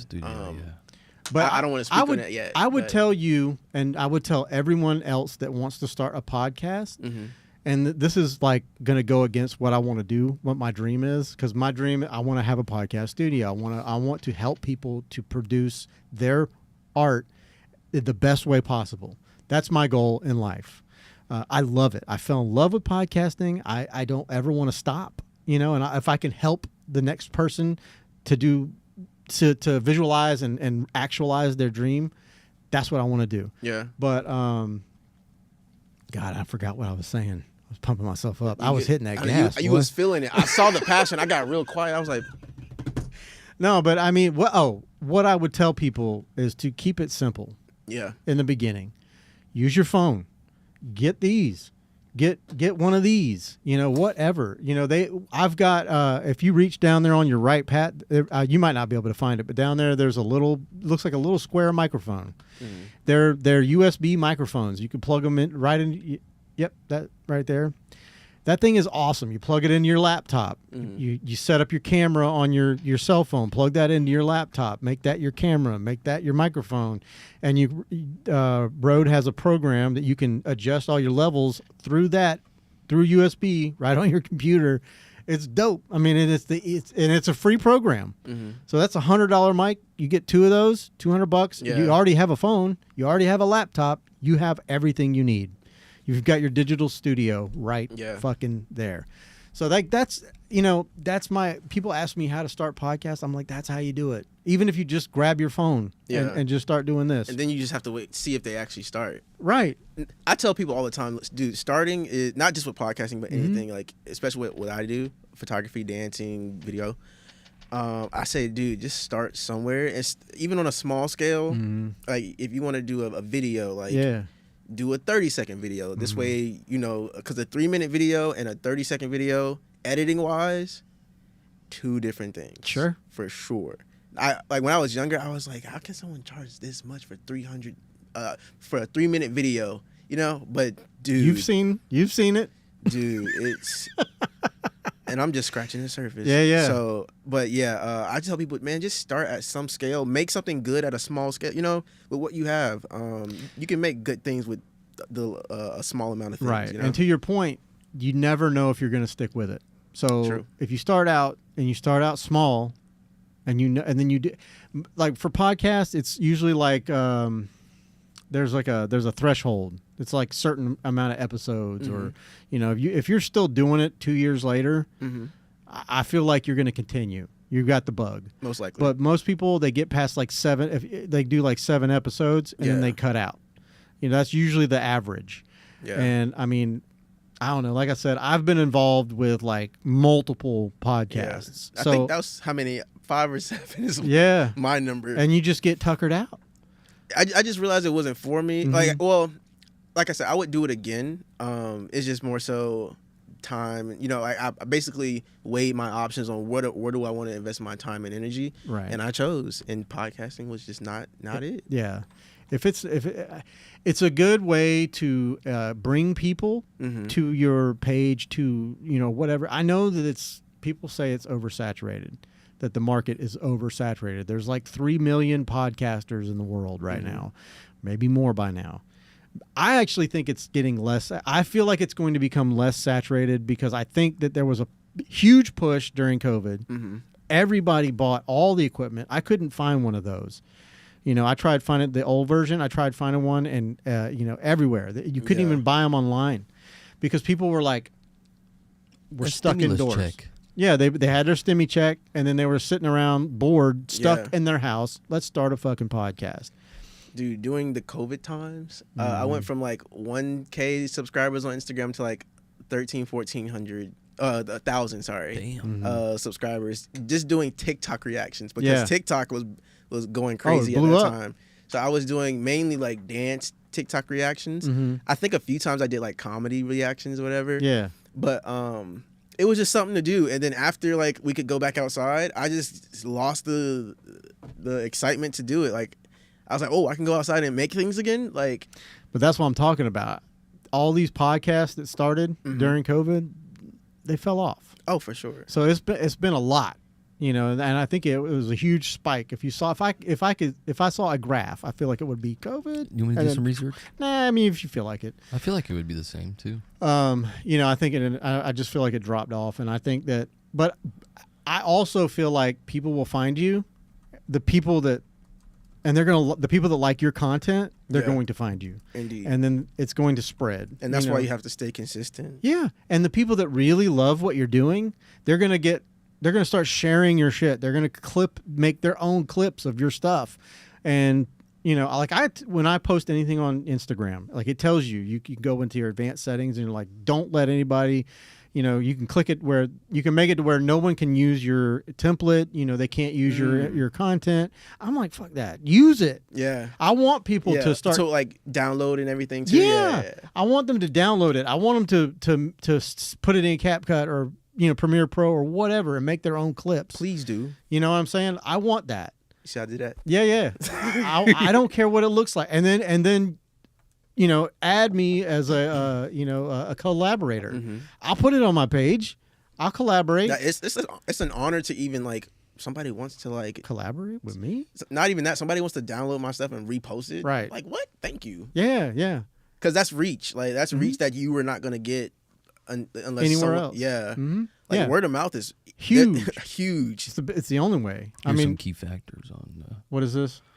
Here's a more detailed look at the trends. Early growth. Podcast production saw rapid growth in the early years, with the numbers of podcasts and listeners increasing significantly year after year. Slowing growth. In more recent years, the growth rate has slowed, and some data even indicates a slight decline in the numbers of active podcasts. See that, folks? Video podcasts. While overall podcast production may be leveling off, video podcast production has been substantial, or has seen substantial growth, increasing by 64% over the past 3 years. The market has become increasingly saturated with over 2 million podcasts available. Despite potential production declines, the number of podcast listeners continues to grow with over 584 million worldwide. Despite potential production declines. So that means like a lower, less people coming out with podcasts. Because it says right here, in the more recent years, the growth rate has slowed, and some data even indicates slight decline in numbers of active podcasts. So the number of the podcast listeners continues to grow, though. That's a good thing.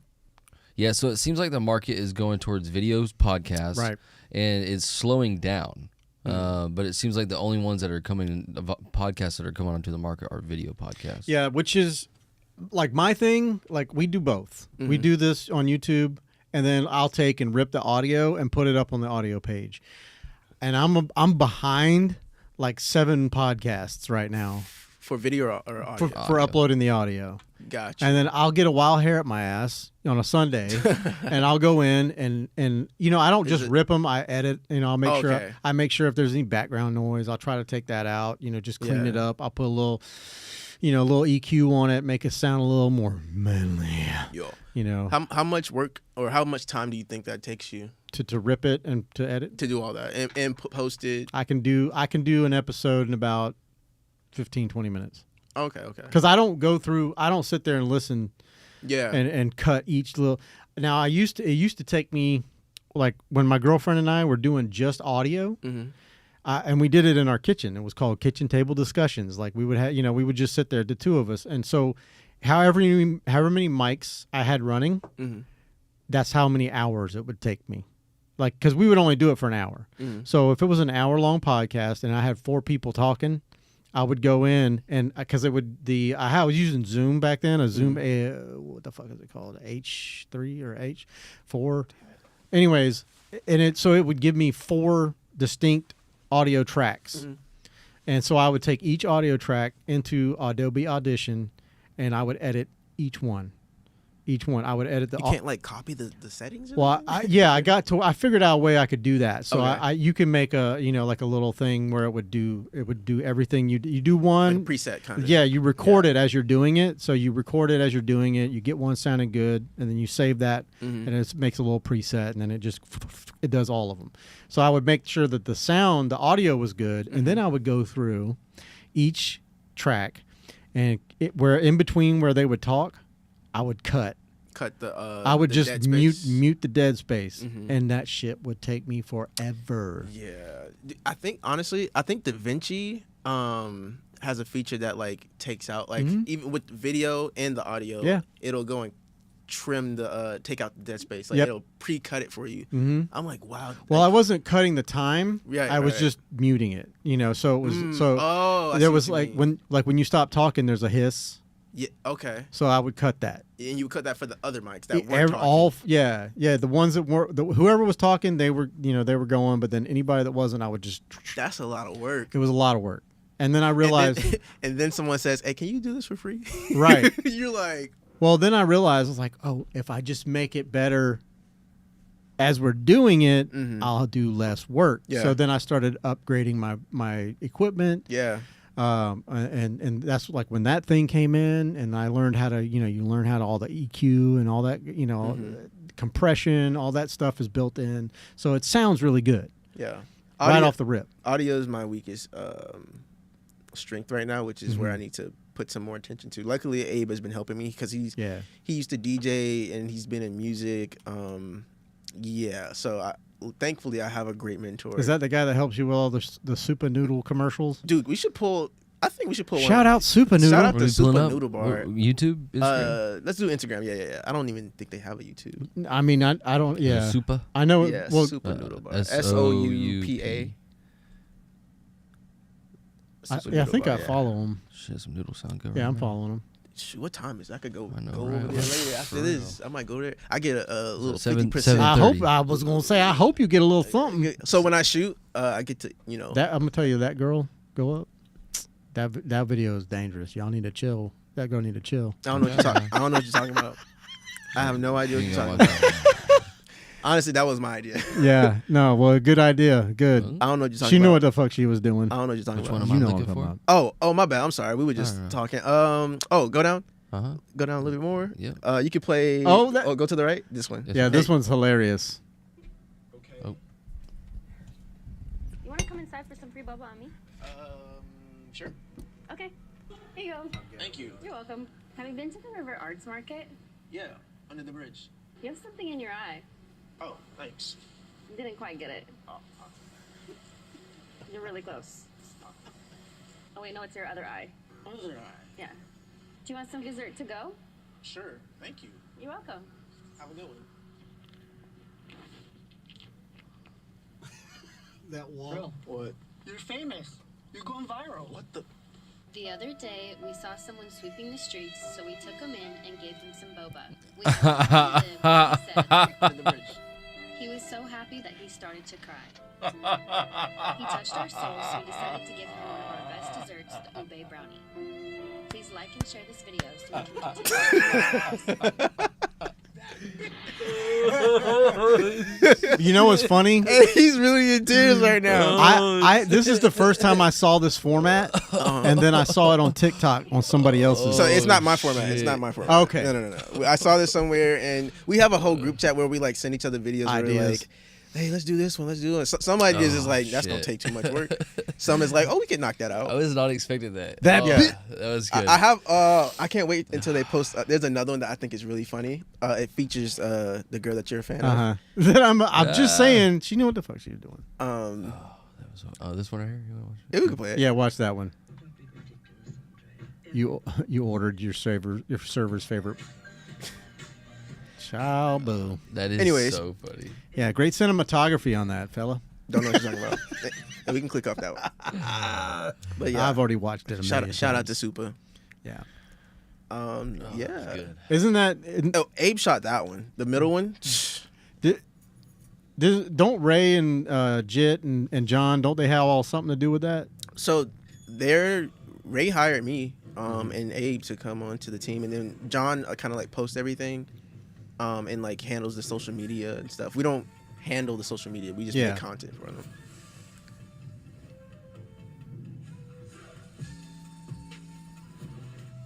I feel like we watched this before. Might have. You've probably seen it. Yeah, this on is your dope. Instagram. Abe is so good, man. He knows everything. Damn, I kind of want to go eat this right now. I'm telling you. Bro, honestly, Bro, I think they close at 9 or 10. We can go. I'm in the work van. I gotta go straight home. Got you. I'm going. I might go eat there after. Where is it? It's at Riverside? No. Southside. It's far. Oh, shit. It's not that far. Really? No. I don't live over here, so I don't know. Dang. That's right. That's a hop, skip, and jump right over the bridge. Like, even that part, like... That's cool. Nice transition. You're like, nice transition. that's dope. Yeah. And so I just been soaking up information, trying to learn. And it's like, I learned something, and I'm like, oh, my God, there's more to learn. He knows the ins and out. It never stops. Of the program. He knows the ins and out of DaVinci. He knows the ins and out of, like, lighting and shooting. You know, like, I'm like, how do you know all this? Yeah, it never stops. Doesn't stop. As soon as you stop, you're going to fall behind. But, like, being around someone like that has, like, helped me realize, like, you can't take your foot off the gas. Like, obviously I love doing what I do, but it's like I'm seeing the levels to this shit, you know? It's levels. Because he's in music, too, so that's important with video. Like, any movie or music video you watch, it's half the film, the visual, and then the audio that goes with it. That's the two. Those are the two senses. Could you imagine watching a movie with no music in it? No music or no audio? No. Just no music. Audio, but no music. That would be, yeah. I couldn't imagine being deaf. Isn't it? Yeah, wait, That'd be scary. Like, that's more scarier to me than anything. You know what? else. On that, you know how there's subtitles for deaf people, right? Uh-huh. Yeah. I watch a lot of anime, Okay. like copious amounts, a lot. Mhm. But they'll put stuff like wind whooshing sound, and I'm like, Oh, yeah. how the fuck do they know? How do they know what that means? Or they'll put They can feel wind. yeah, but how do they know what it's? Sounds It just like- tells them. It just says in parentheses wind whooshing sound. Like they're like, Whoosh, I never heard that. whoosh. Yeah, that's true. You know, I why guess would you that, even like, put that? I guess if you lost your hearing like halfway through life, I get. then you I imagine that's what it's for. Or they'll put like suspenseful music. It'll say suspenseful music, and it's like, Maybe they can just. Ooh. you know what I mean? Like to those people that were born deaf, like and never heard music, like how the fuck do they know what suspenseful music sounds like? They just have to imagine it. They have to guess. Well, they have to I know guess. What the does it sound definition like of in their suspense. head? They have to see us enjoy it and and imagine in their head what it might be like. But that's a mushroom thought. Be like, Yeah. what you know is what's crazy? Okay, Abe is colorblind. it? Okay. Wait, I can't Really? tell this story. Oh, damn Well, it. no, I can tell. I can say he's colorblind. Oh, is he gonna Okay, get mad? I'll tell you this. Abe, don't get mad. Let No, him no, tell no. the story. I'll tell you this, We're all 'cause- having fun here. Abe, he's colorblind, but let's say one day he thought he saw color. I can't tell you why he thought he saw color, but one day he thought he saw I color. can make a couple ideas. I mean, I have a couple ideas. Oh. I ain't gonna say nothing. Yeah. Interesting. Anyways, Yeah, there's- I'll tell you after the show. Yeah. You don't want to put nobody on blast. You piqued my interest. Indeed. I mean, No, you know, this video is so cool. I know. I'm honestly like, dang. how many I times might- have you watched I it, bro? might go Like over. 25. It's now. played 4 times since. I'm just running those views up. Thank you. Yeah, Thank you that's- for the support. Watch that one. This one? Yeah, it's got Will in it. I could have done better on this acting, but it's cool. Or the dancing, you'll see. You salt bathe that. Hit them with the perfect. The salt Dude, bathe. all that food looks so fire. It's good. Now, I'm not harping on this girl, okay, but is she a model or does she work there? She's a model. Okay. I hit her up.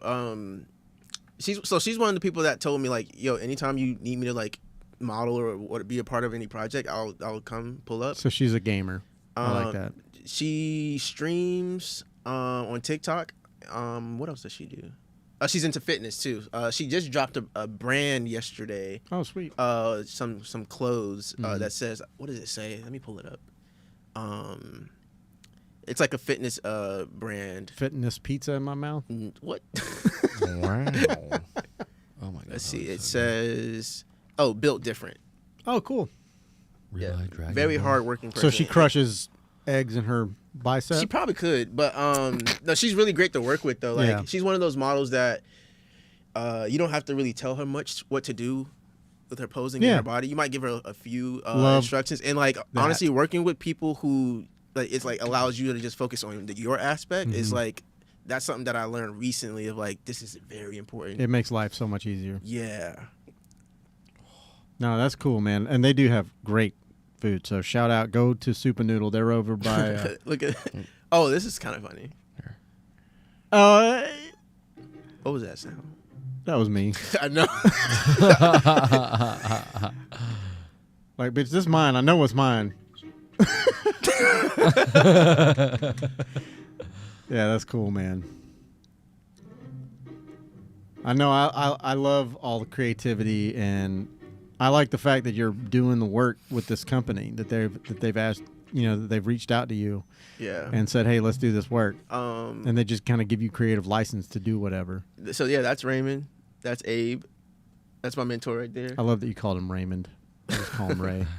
That is a funny fucking picture, though. I took this one night. I think it was one day of the marketplace supermarket event that they do. Or yeah, they do like cosplay events too. I think they do it like at the events. Well, it's an event, but they have a cosplay section. Yeah. Yeah. Well, I know I went out there one time, and I was gonna do some work, and just for myself. I just came out to hang out and support. Bro, I'm finna go over there right now. I can't stand boba, dude. I don't want no chunks in my drink, bro. I'm sorry. So good. I don't want no chunks in my drink. It's crazy. But their food is good. We went out there and we sat down and had some had a little bite to eat and whatnot. I love it because I'm a Dragon Ball nerd. I'm balance watering right now. I know. Actually, like our attention has just swithed to the screen. Oh, I shot this. Right here. Yeah. I met this influencer girl. Her name's Cynthia. She cosplays as well, and so I had her pull up, and I shot the video, and Abe did the little Vegeta edit and stuff. Sweet. Nice. Yeah. I love it, man. We did a little photo of her and Vegeta. Mm-hmm. Oh, those are cute. Those are good, man. Thank you. Did you shoot those? Mm-hmm. Great. Good work. Thank you. It's not. I love the lighting. It's a hard thing, but it does, to your point, it helps when you have. And I hate to say this, and this is going to probably get me some points on the negative side, but it helps when you have a pretty model. And when they know what they're doing. Oh, for sure. Actually, so here's something that I learned from working with a few restaurants is because some of the models that I've worked with were pulled from not me. Someone saw them at the restaurant and like, hey, we would like to have you come in and be a part of the content. I learned that just because a person has a pretty face doesn't mean they're great to work with. Yeah.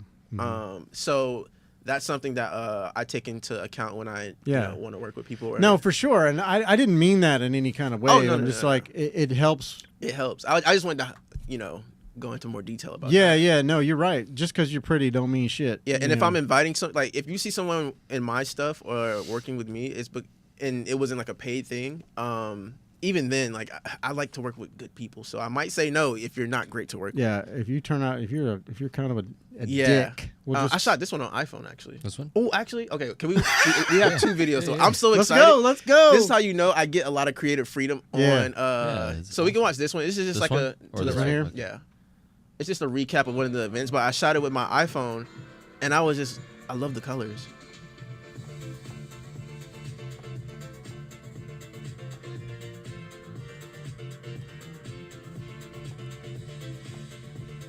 I think that might have been the event that we went to.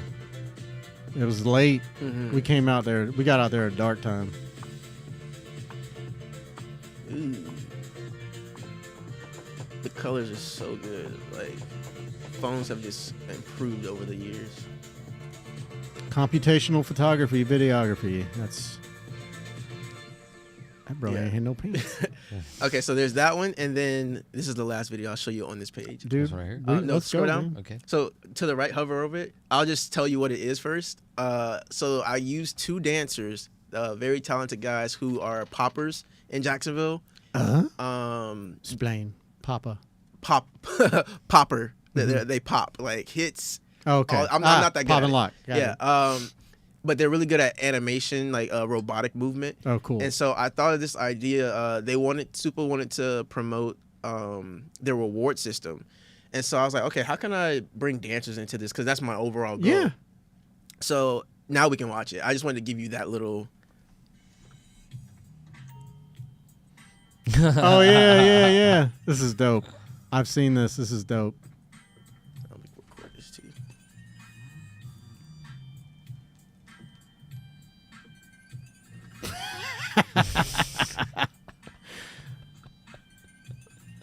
I love the GTA.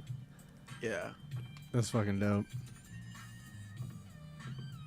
And so I had to direct all this, and we come up with this on the spot.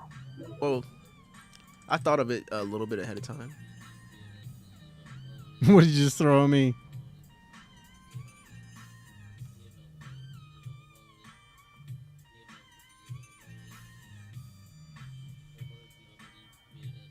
Is that like Sims talk? That's, Yeah. I found like some Sims talk on like YouTube. Please don't give me no copyright strikes.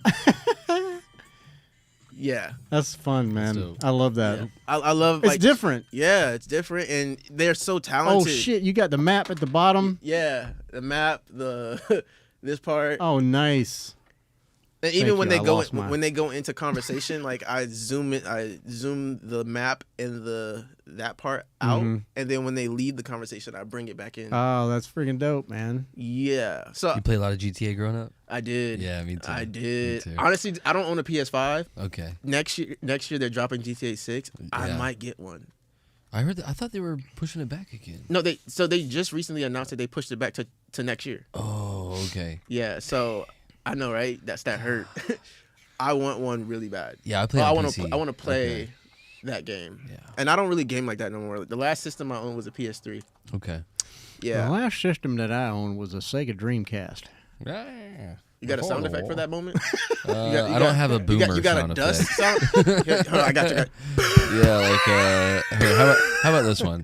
There we There you go. That's decent. Oldie but a goodie.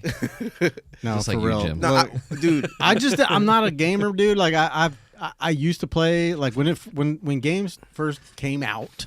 You know, of course, my friend had a Commodore 64. I had an Atari. Mm-hmm. You know, I played the Nintendo the NES when it first came out. That was like the hot shit.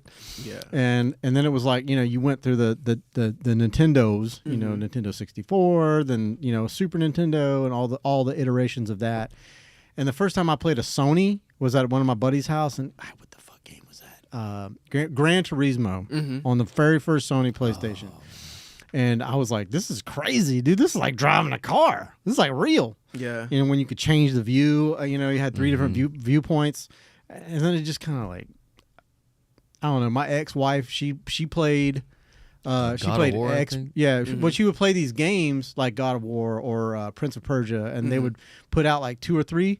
And then the fourth one, they would put it only on Xbox, or so she'd play them all 3 on the PlayStation, and then they would put the newest one. They would like Xbox bought it or whatever. I don't know how they do all that stuff. And then they would put it on. And then so we had both, systems in our house, so she could play all the games. And I was just like, I don't know if it's ADHD or what, but I could not lock in. I could not sit there and play a video game.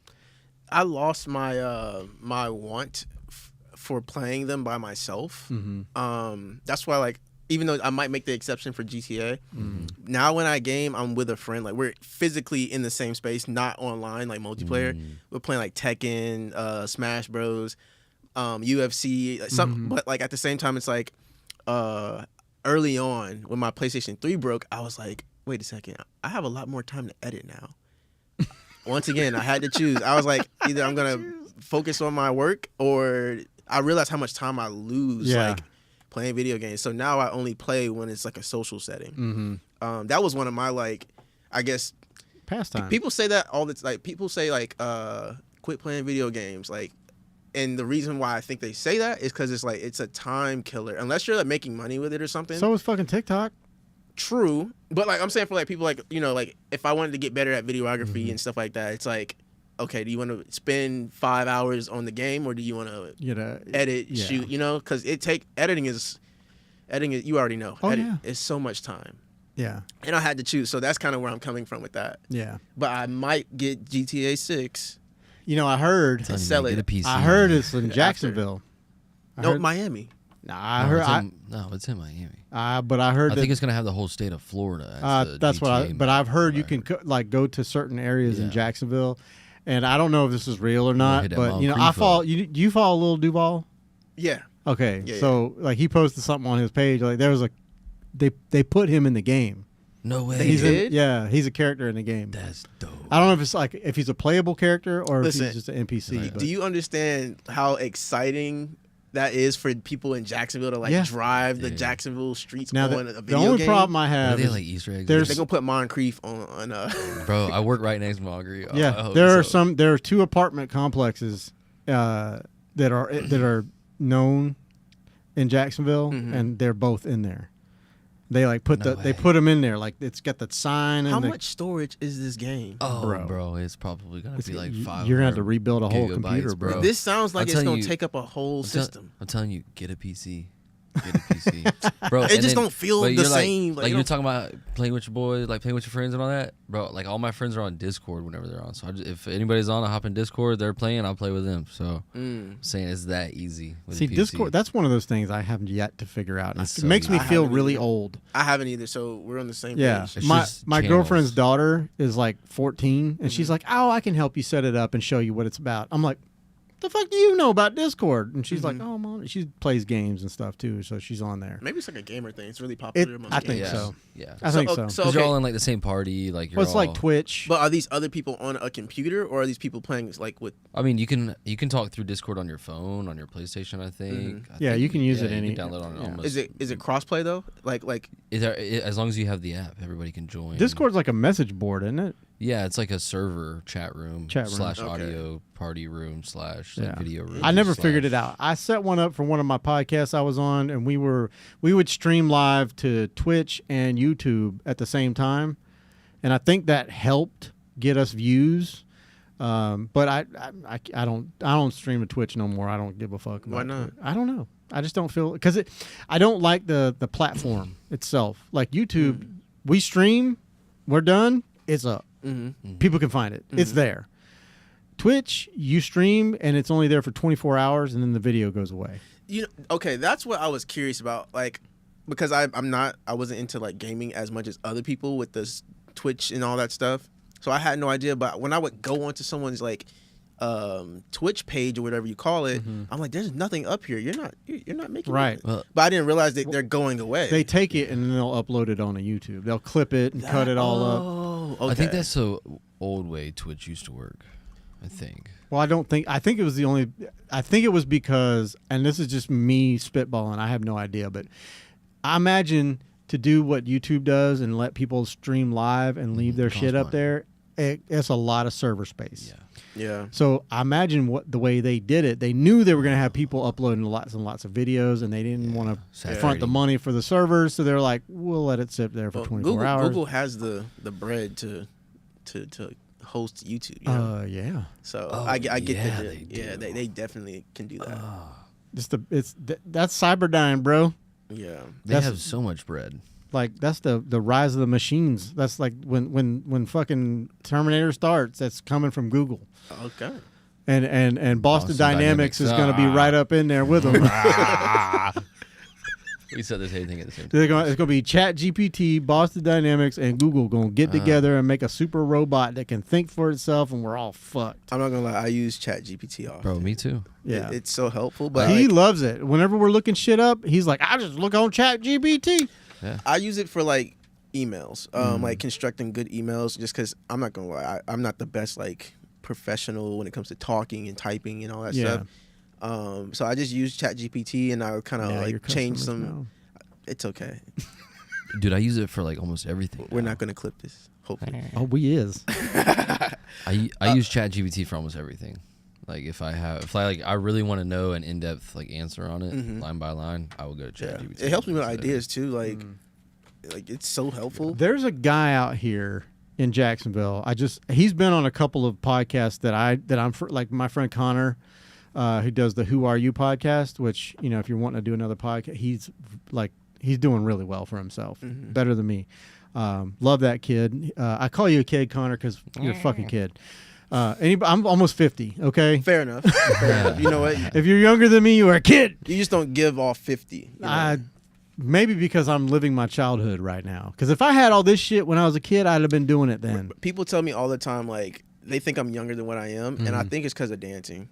Well, you look young. Thank you. If I cut off this hair, I'll look even younger. Yeah, baby face. Like, I grew my hair out 2 years ago, and that helped me tremendously in life. Yeah, you like the hair? The hair has helped me in multiple ways. So you were born in 94? He's a lady killer. I was born in 96. Knocking him down. You I said don't know you're what you're talking 29? about. I'll be 29 next month, yeah. Oh, okay. Yeah, Listen, man, get it while you can. You know, have your fun. indeed. Because there's going to come a time when you're like, shit, I want to have the fun, but I can't. My body won't. Or you meet somebody that you really love and you give everything, you know, you hang up your hoe boots. It's what we used to call it. We hanging up the hoe boots. I don't have no hoe boots. You are such a good dude, man. We'll just put it that way. I am. You're a genuinely nice person, and people love you. So I mean, that's the before I even like had a chance to sit down and really pick your brain. Like that's the vibe I always got from you. And I don't know, I could be way off base. And you make some good content. Thank you. Yeah. Very Dude, good all I content. literally. If you a sleazy little fuck, Right. you hide that shit. I'm gonna simplify it for you, honestly, bro. I said this at the very beginning. All I do is dance, photography, videography, sleep, eat. That's it. Yeah. I'm really good at minding my business. Yeah. Life is so much easier for me when I just mind my business. Sure. And I focus on my bag. Try to go to the gym. Obviously, you know, just do things, not eat crappy food. I'm just trying to do things that's just gonna help me elevate in life. I ain't got time for drama. No. And you know, I do love enjoy talking to women and stuff like that. Sure, who doesn't? But it's just that's just not where I'm at right now. Yeah. So I have to focus. You know. Well, something I'll tell you that I told to Jay, my friend with the foundation. You know, he came to me one day. He's like, "Yo." Because I'm like an old guy that, like, you know, that sage advice, you know, that if you need advice about something, I will give you the most fucked up advice. Sometimes I'll give you the nugget that you need, you know. And one thing I tell him, because he's trying to build something. Relationship? No, he's trying to build a business. Okay, got you. His brand, the J Foundation. He's building a foundation so that these kids out here in Jacksonville that, you know, they have a better place, they have a better thing, they can see a better way of life, you know. And so he's trying so hard, and he's working his ass off so much trying to build this that he really, like, you know, very rarely will he'll stop and he'll go, you know, man, it'd be nice to have somebody to share this with. But it's real easy to fall into a relationship or something with somebody that is a fucking drain. They will suck the life out of you, a social vampire, if you will. They'll see someone on their come up and they'll want to attach themselves, and they will leech your time, your energy, and your money when you make it. And that is the wrong type of person for someone like you, for someone like him. Yeah. You know, like someone that will, you need someone that will be there to support you and that goes, oh my God, I love what you're doing. That's fucking awesome. Here, can I help you do this? Or, you know, hey, don't you have a thing this weekend? You don't need to be up around me. You need to get out and go do that thing. Yeah. You know, that's the type of person you need. Someone that's going to understand that most of your time is going to be spent doing this. And they're either going to get on the game, get on the board with you, or they're going to not be in the in the game. For you know sure. what I'm saying? So that's, and I had to learn that. Yeah. And it took me a long time to learn that, just because another thing about me, dude, I went to a really small school, and I lived on the north side. My school was like off Beach Boulevard. I didn't live near my friends, so like my first real real friend out as an adult after high school is one of my friends named Kendrick. He's a dancer. We moved on the opposite end of Wilson. And he was my first friend. Like, he was the first person I would just practice doing videos and photos on. He's the reason I became a massage therapist, because one day I was in like the car with him. Hold up. I used to add something else to the list. I used to do massage therapy. I still have my license. I might need to. So it ends in August this year. Re-up that thing. Either I'm gonna re-up or just cancel it, because if you let it like lapse. Yeah, if you lapse, it's a whole process to get it back started. Yeah. And that was always my plan. I went into massage therapy like as a backup for what I do now. So like if I ever need to go back and make some bread somewhere, and I'm pretty decent. I did it for 6 years straight. And that's licensed, not even the time of schooling. Right. I can go back to that if I want to. But he's the reason why like I was even became a massage therapist. Mama said. Yeah, but that was like, and that was 2015. So like, this is my first like real life friend for real. I don't know how I got there, but when you were a massage therapist, did your hands hurt like after sometimes the day? Mostly, I noticed if I don't get enough rest, meaning stop going out. I'm probably tired, and then when I'm tired, I'm not doing my body mechanics how I should be, like hydrating, and therefore I'm like trying to compensate by using my actual strength more than I should be. Yeah, and that's usually where my hands start to hurt myself. Yeah, that my mentor, the first two things he teaches you on day one, or not mentor, the teacher, Mr. Garcia, he says, don't hurt the client, don't hurt yourself, and remember not to hurt the client and hurt yourself. Yeah. Like, he's like, there's 3 rules. Yeah. 1, 2, and remember not to do those 2 things. So, and I stay pretty good rules. Even when it comes to dancing, I live by those rules. I'm not trying to hurt myself to prove nothing. Know, man. I've seen you move, brother. I'm gonna tell you right now, if I moved like that, there'd be shit snapping and popping all over the place. Most of the things I'm doing, I know I can do them, but there's things that I don't do because I'm not about to put myself through that. Yeah. No, like one of my favorite Jacksonville dancers, QJ. He used to jump straight onto his back, like from standing. Nope. Yes, he doesn't do it anymore. I actually need to. How old is he? He's 31. Oh gosh, how long has it been since he's done it? I don't know when's the last time he done that move. He still dances though, but I haven't seen him do that move. Maybe take that out of your repertoire. Yeah. Just saying. You know them guys that like run up walls and do backflips and shit? I'm like, I know a guy that can do that. Yeah. I just everything in my body goes. Oh, you see that kind of stuff? I'm like, I value my life. Yeah. I'm not trying to flip and turn my head. I like my ligaments and joints. Yeah. So it's some stuff I won't do. I don't care how cool it is. I didn't go through enough struggle to want to. I didn't go through enough struggle to want to flip. No. Yeah, that's some serious struggle right there, man. That's some struggle puffs. Yeah. Yeah. Those are athletes. Yeah. Have you ever broken like anything dancing? Dancing, I've pulled some things. I pulled some things for sure. I think I hurt my ankle. Yeah, I hurt my ankle one time last year. Now the question is, how did you play it off? I played it off really well too. No one never knew. I played it off really well, but I basically put too much weight. Let's say this is my foot, and I turn my ankle like this, so I'm like, my body weight is on that. Yep. And I guess I broke my foot playing basketball. I was trying to do a certain move. I guess I didn't have enough like momentum or what, but I felt and heard a pop. Luckily, it was music playing. I stood up, looked around, and hobbled my way out. And this was Irish like goodbye. This is probably like Actually, so remember on that other page where you pulled up the video of me dancing? These counts. The page where you on the Instagram. Oh sorry. yes. The here, hold on. It might So, be back yeah, here. I gotta show you something. This one right here. No, type in. No, No, that's Horace. Yeah. Let's see. Improv. I'm sorry. These Okay, count. so These ones. scroll up. I think. Okay, so right there, That's what- my ankle was trashed. Like, I was probably only like 2 to 3 weeks healed at that point. Is that why you're flicking your legs? Yeah, so I'm talking about my ankle. Like, it was okay. so bad. You're like, please work. And so I hate this video. We don't have to watch it. I just wanted to show you, like, back in November, like, my ankle was like, I messed it up. Oh. And then let's go to my page real quick. So you know TED Talks, right? Mm-hmm. I got to perform at TED Jacksonville back in November, and that's so go to this here and just click over. Yeah, Okay. it's kind of. It's gonna take a minute to load. You got a lot of stuff in there. Just keep passing. Yeah, just keep clicking. Yeah, it's gonna be near the end.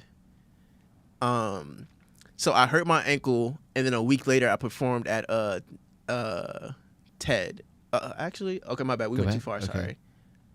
Right there. So my ankle is like a week of being healed here, and I feel like I did a pretty decent job. Yeah, you should look strong, man. But my You're socking Is it. it your right ankle? I think it was my Oh, your left. I think it's my left. But dude, like I had to do this with like only a week healed ankle. Luckily, I guess the injury wasn't that bad. But like during the rehearsals, I had to I couldn't move not like go full. So literally 3 Yeah. days before this, I couldn't move like that. 100%. Yeah. You had to go slow. Yeah. It's a lot of ibuprofen this night. But I could tell like every day it's getting better and stronger, and I was like, okay, if it's getting this much stronger on this day, I think by Saturday we should be good. Good. Well, I'm glad. Yeah, I'm glad it healed up in time to do that. Indeed. Yeah. I didn't know they did those here. Dude, they've been doing those for TEDx. Yeah, they've been doing those for a long time here. I had no clue. Yeah, this is me and my boy. We went to an event in Orlando, and then afterward, just walking the streets of Orlando, walking into bars, just dancing to music that we hear. Y'all look like the only people in there too. Yeah, Must not be a very popular bar. It was Shut like that place down. It was like near closing, but we heard some music and we was like, "Bro, let's go. Let's check it out." Yeah, man. I feel like there's always like you said that you like to come on strong when you're doing like competition or whatever. I feel like there's like a natural crescendo to the way that those dances, because you kind of start out and you just kind of like Yeah, because your body's warming up too. tip tippy tip, and then just You gotta feel the music. Yeah. You can't rush it. Like for me, I can't speak on other dancers. For me, I can't rush into the big moments. Or do you do warm ups like before? Oh you yeah, we dance? stretch. So like we stretch and everything. And even then, like sometimes when we get into like let's say a dance setting, we gotta listen to music. You know, I've been at work all day. Like my brain hasn't been on the dancing aspect. So I gotta like feel it out. I gotta warm my brain and my body back up. You're still thinking about rubbing booties and shit. I don't do massage therapy anymore, and Sorry. no, I'm a professional when it comes to anything that I do. I know so. you do. I know. We know. That's me. That's Yeah, all. no, I got you. I'm I just got being you. a dork. I got you, but if y'all start clipping stuff and I haven't set my piece, Well, if I do, I'm not gonna like move stuff around. No, and I make got it seem you. I like know you were wouldn't do saying that. something. I'll definitely make myself look like trash. yeah. So like this is like, it's a flow state to where I can just feel and see all this this movement. Mm-hmm. It's almost like interpretive dance. Yeah, A little bit. It's like how you feel at the moment. indeed. And honestly, I've been eating a lot better lately. It's literally just rice and protein most of the time. Some veggies too. I love veggies. But that helps too. I noticed the difference. Like you don't want to put a burger on you the same week you have to go compete. Yeah, you were too heavy. My dad, he's always dropping these nuggets on me. He said one last night. He said, Like chicken nuggets? no, so along the same lines. He was saying, no, the last year or two, I've been looking at food as medicine rather than just like sustenance. I believe that wholeheartedly. I feel like a lot of, and I've had this conversation with many people because I'm not a doctor. I don't know. I'm not a nutritionist. I don't know any shit about it. But all I do know is myself. And certain people, like when I eat cleaner, when I eat healthier, There's those gnats you were talking yeah, about. I know, man. They're floating around. I feel better. I feel lighter. I feel I have more energy. Yeah. I have, I'm less tired all the time but if I'm eating shit, like I don't want to get up out of bed. I don't want to work out. I don't want to do shit, And my day, I drag ass. It's like, I can't get enough coffee. But, obviously, when I eat better, I only usually drink like 2 cups a day. That's it. And then I see other people that are having, health issues. And I'm like, well, what are they eating? Mm-hmm. You look at their diet. And you're like, well, all you eat is fast food. All you eat is junk. Or you eat like fast food and then you eat a lot of sweets, a lot of cake and this and that and bread. And I'm like, you don't think that's a problem? Yeah. Like when I was doing massage therapy, like most of the time I just ate what was around me, which is like a Publix or a few fast food restaurants. Because like I'm not doing anything. Yeah, it's convenience. Yeah, when you're short on time. And I'm not like, let's say if I'm at the spa, I was working at the spa all day. I'm not about to go dance, so it's like I'm not thinking about the consequences of what this food is doing. It's just I'm hungry. Calories. Yeah, calories. But like now that I dance more, I have more time to dance. I'm more like aware of like what I'm putting in my body for sure. Indeed, 100%. I'm going to soup after this, by the way. Yeah, I might petition the old lady and see if she wants it's to go. 8:13. What time do they close? I think 10 on Saturdays. Let me double check. Okay, we got a little time. Yeah, I think it's only like 20 or 30 minutes. Yeah, they close here. at 10 p.m. Okay, Perfect. Well, then we'll on that we'll start wrapping it up. He already knows when to push the button. Theme song. Give everybody, this is your time to look into the camera and give everybody your socials, your YouTubes, your Instagrams, your TikToks, whatever you want to give them. Okay. You can find me at The Improv and Improv Media on TikTok and Instagram. Pretty simple to look up. YouTube, The Improv. That's pretty much where you can find me. Yeah. Just stay tuned for projects coming out. Word of advice for everybody? Don't be lazy. Perfect. I like that. And don't forget to follow us and subscribe to us on all of our things. It's the Graybeard Podcast on great. Instagram. Of course, you're here on YouTube, so you've already found this page, but subscribe to it and hit the bell so whenever we upload or go live, you'll know exactly when that is. You'll get a notification. And TikTok, it's the Graybeard Productions, because we do lots of different things on there. But yeah, follow us up and check us all out and do all that. Share it out. So This music is fire. This guy, so he could be seen by like lots and lots of people. But until next week, we love you and we'll see you. Peace. This was Bye-bye. great. This was fun. That's the goal. That was good.